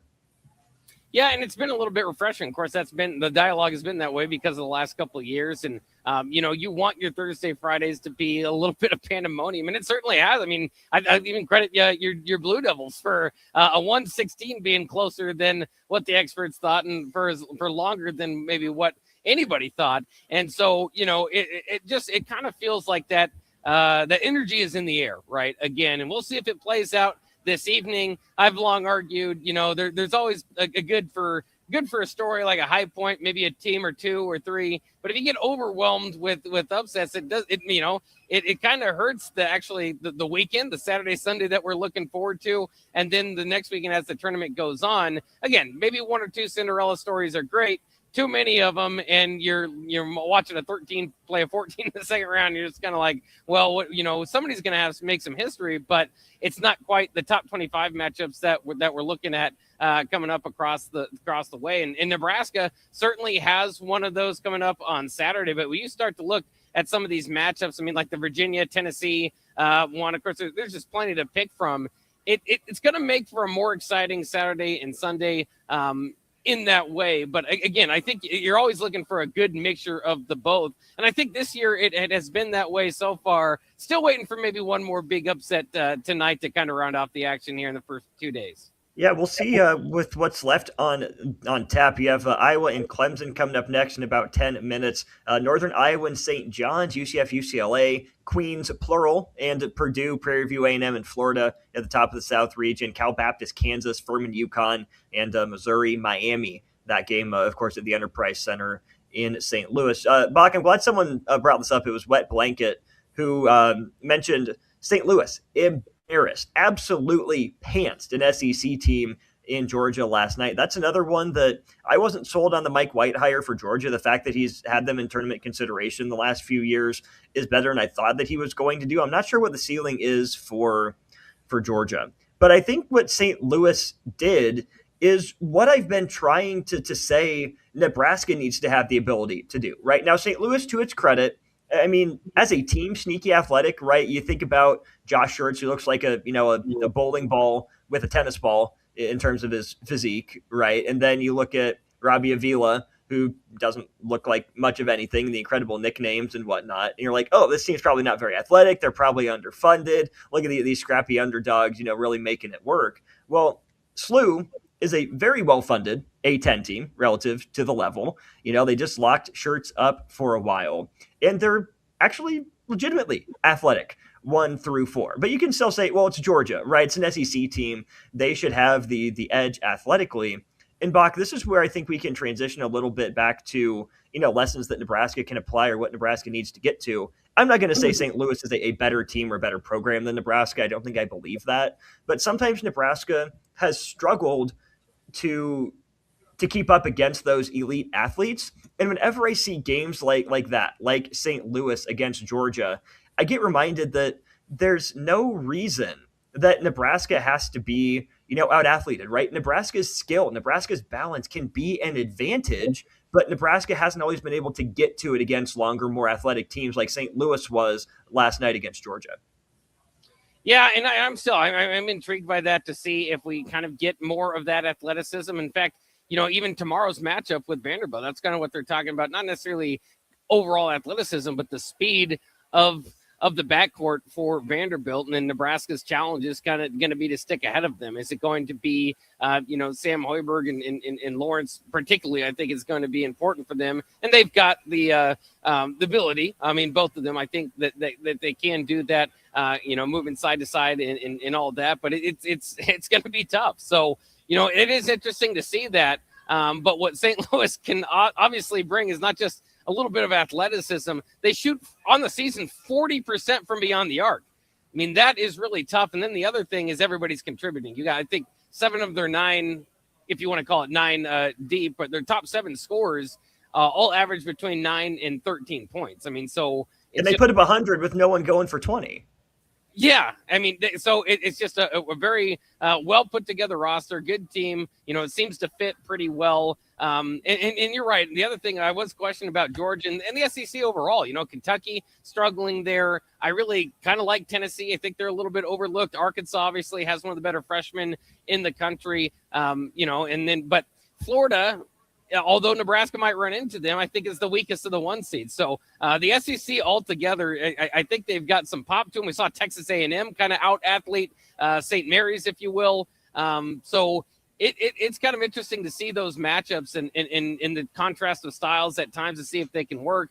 Nebraska, not the most athletic team, but of course has their own strength as far as defense and hard and the ability to shoot for the most part at times with everybody on the floor, all that. So that's the beauty of the tournament, though, is to see these clash of styles at times and see how they pay off. And sometimes the more athletic team will out-athlete you. Sometimes the bigger team will be able to impose their way in the paint. But sometimes it might just be that special day where maybe you aren't a great shooting team, but you're hitting them that day and can turn the tide. And then, there's just so many different ways to build the program, to be where you are now, that it's interesting to see Fred Hoiberg over the years even kind of have to change and find and mold his own kind of way to build a team, maybe a little bit different looking than what he did at Iowa State, certainly different looking than what he did at the beginning of his tenure here at Nebraska. But you just got to kind of find a way. And if you find it, and like we've seen with them, you got to tweak it based on your personnel. But if you can then recruit to that, and try to get better year after year, and they're recruiting at an all-time high maybe here at Nebraska now, it's going to be exciting to see what that system looks like in the future and how that might tweak based on the level of athleticism and different looks that they're going to get from more 4-stars coming in the future. We'll go to break, wrap up Old School for the day and the week after this. You're listening to March Mayhem. Live coverage of the NCAA tournament from Buffalo Wings and Rings at 68th and O on 93.7 The Ticket and theticketfm.com. Looking to get a room downtown or near South Lincoln? Abe Lincoln would tell you no to the Ford Theater and yes to Lincoln Hotel. Save up to 40% off downtown Lincoln prices with a nice clean room and comfortable stay. Lincoln Hotel is locally owned and offers a day pass to the city's largest locally owned gym, Good Life Fitness. Long-term stays are available. You can learn more about pricing and book your Lincoln Hotel stay today at staylnk.com or call 402-600-0565. That's staylnk.com or call 402-600-0565. Hi, Sean Callahan here for Coppell Chevrolet GMC, and we are very excited to announce our spring sales event happening now at Coppell. We have 0% financing or up to $13,000 off select GMC and Chevrolet inventory. You heard that right, 0%. Or $13,000 off select inventory. We'd love to see you at the store or check us out online at coppellcars.com. Folks, this is really confident buying and confident driving. Stock number C127238 and G173977 with approved credit. Looking for something fun tonight? Axe throwing, local beer, and great vibes are waiting at Arbor Axe House. From casual nights out to celebrations and team events, it all starts here. Reserve a lane today at arbораxe.com. Arbor Axe House at the corner of N Street and Antelope Valley. In a world where Wi-Fi battles rage and bandwidth is never enough, one family dares to connect it all. Work from home, influence all day, stream all night, and game to win. Deadlines, downloads, and dance-offs, all happening under one roof, flawlessly. Can your internet provider do that? Fiber fuel your household at allofiber.com/all-in. Sandhills Global is growing right here in Lincoln. With our expanding campus and continued growth, we're hiring across a wide range of careers, from interns to experienced professionals. Join the team at Sandhills Global and build your career with competitive pay, great benefits, and real opportunities to grow. Visit sandhills.jobs to view openings and apply today. That's sandhills.jobs. Take your operation to the next level. Right now at Landmark Implement, take advantage of special financing on model year 2019 through 2025 John Deere tractors, sprayers, and combines. Take advantage of a 12-month fixed interest waiver, followed by John Deere Financial standard rates, or choose from multiple split rate offers with approved credit. Stop by your local Landmark Implement or visit us online at landmarkimp.com today and experience the Landmark difference. Rico here with HIS Auto Care at 70th and Van Dorn, letting you know HIS is a great place to bring your vehicle for service. With superior service bumper to bumper, we'll treat your vehicle like it's your mother's. Doesn't get any better than that. So call 402-488-8934 and HIS Auto will make you glad you did. 5% off, mention this ad, and for sure your mother will be proud you called. 402-488-8934, HIS Auto Care, 70th and Van Dorn. God bless you. Empower a child today with the Teammates Mentoring Program by building a relationship based on strengths and chart a brighter future 1 week at a time. Find out how you can be a mentor by visiting LincolnTeammates.org. Become what you needed as a kid by joining the Teammates Mentoring Program today. When you were a kid, clubs were cool. Robotics club and space club and stuff like that. But what do adults get? Book clubs and quilting clubs? Nah, forget that. How about margarita clubs and old-fashioned clubs? Get to Upside Bar and Lounge for the best clubs in town. Try all 10 varieties of Upside margaritas or old-fashions and take home a free souvenir glass. Grab the whole crew and pair it with taco night on Mondays or whiskey Wednesdays. Upside Bar and Lounge at 29th and Pine Lake. You're listening to March Mayhem. Live coverage of the NCAA tournament from Buffalo Wings and Rings at 68th and O on 93.7 The Ticket and theticketfm.com. Back to old school with Foreman and Orman on 93.7 The Ticket and theticketfm.com. Back to old school briefly one final time. Big thanks, as always, to the good folks over at Graham Tire Company for sponsoring the show. Austin Orman, Jake Bakoven with you here for just a couple moments more. All right, Bach, any heavy favorites on upset alert tonight? Any action that you like for the underdogs in the remaining games of the round of 64? Well, I'm certainly interested in Missouri playing in St. Louis against Miami. I do like Miami in that game. I think they're better served to make a run here in the tournament. But that one is going to draw some interest especially from those that complain about Nebraska being seated in Oklahoma City. Missouri in St. Louis is certainly a choice that was made along the way. So I thought that should be kind of fun to follow. Clemson and Iowa just starting off here. Again, I don't know how much you expect from a 9 seed, beating an 8 seed if that's a big one.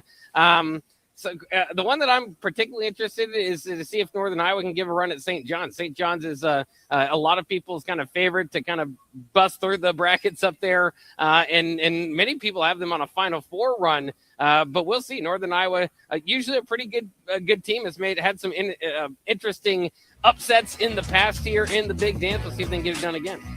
We will see indeed one final evening of action in the round of 64, one more night of sleep, and one more guaranteed chance to see Nebraska men's basketball. Just about 26 hours away from that one, 7:45 tip-off tomorrow night. I will be down here in Oklahoma City covering it all. Big thanks to everyone who's made that possible. For Buck, for Nick, for Harrison, this is Austin Norman signing off for Old School. We'll talk to you again soon.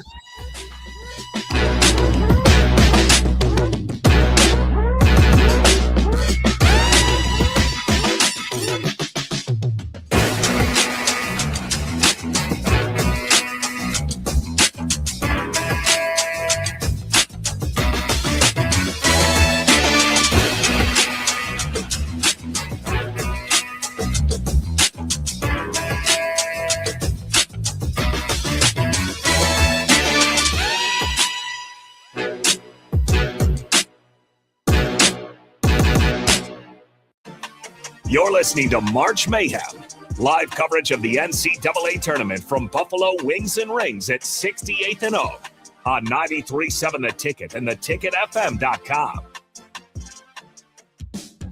Hey there, this is Paul Scheel, owner of High Electric.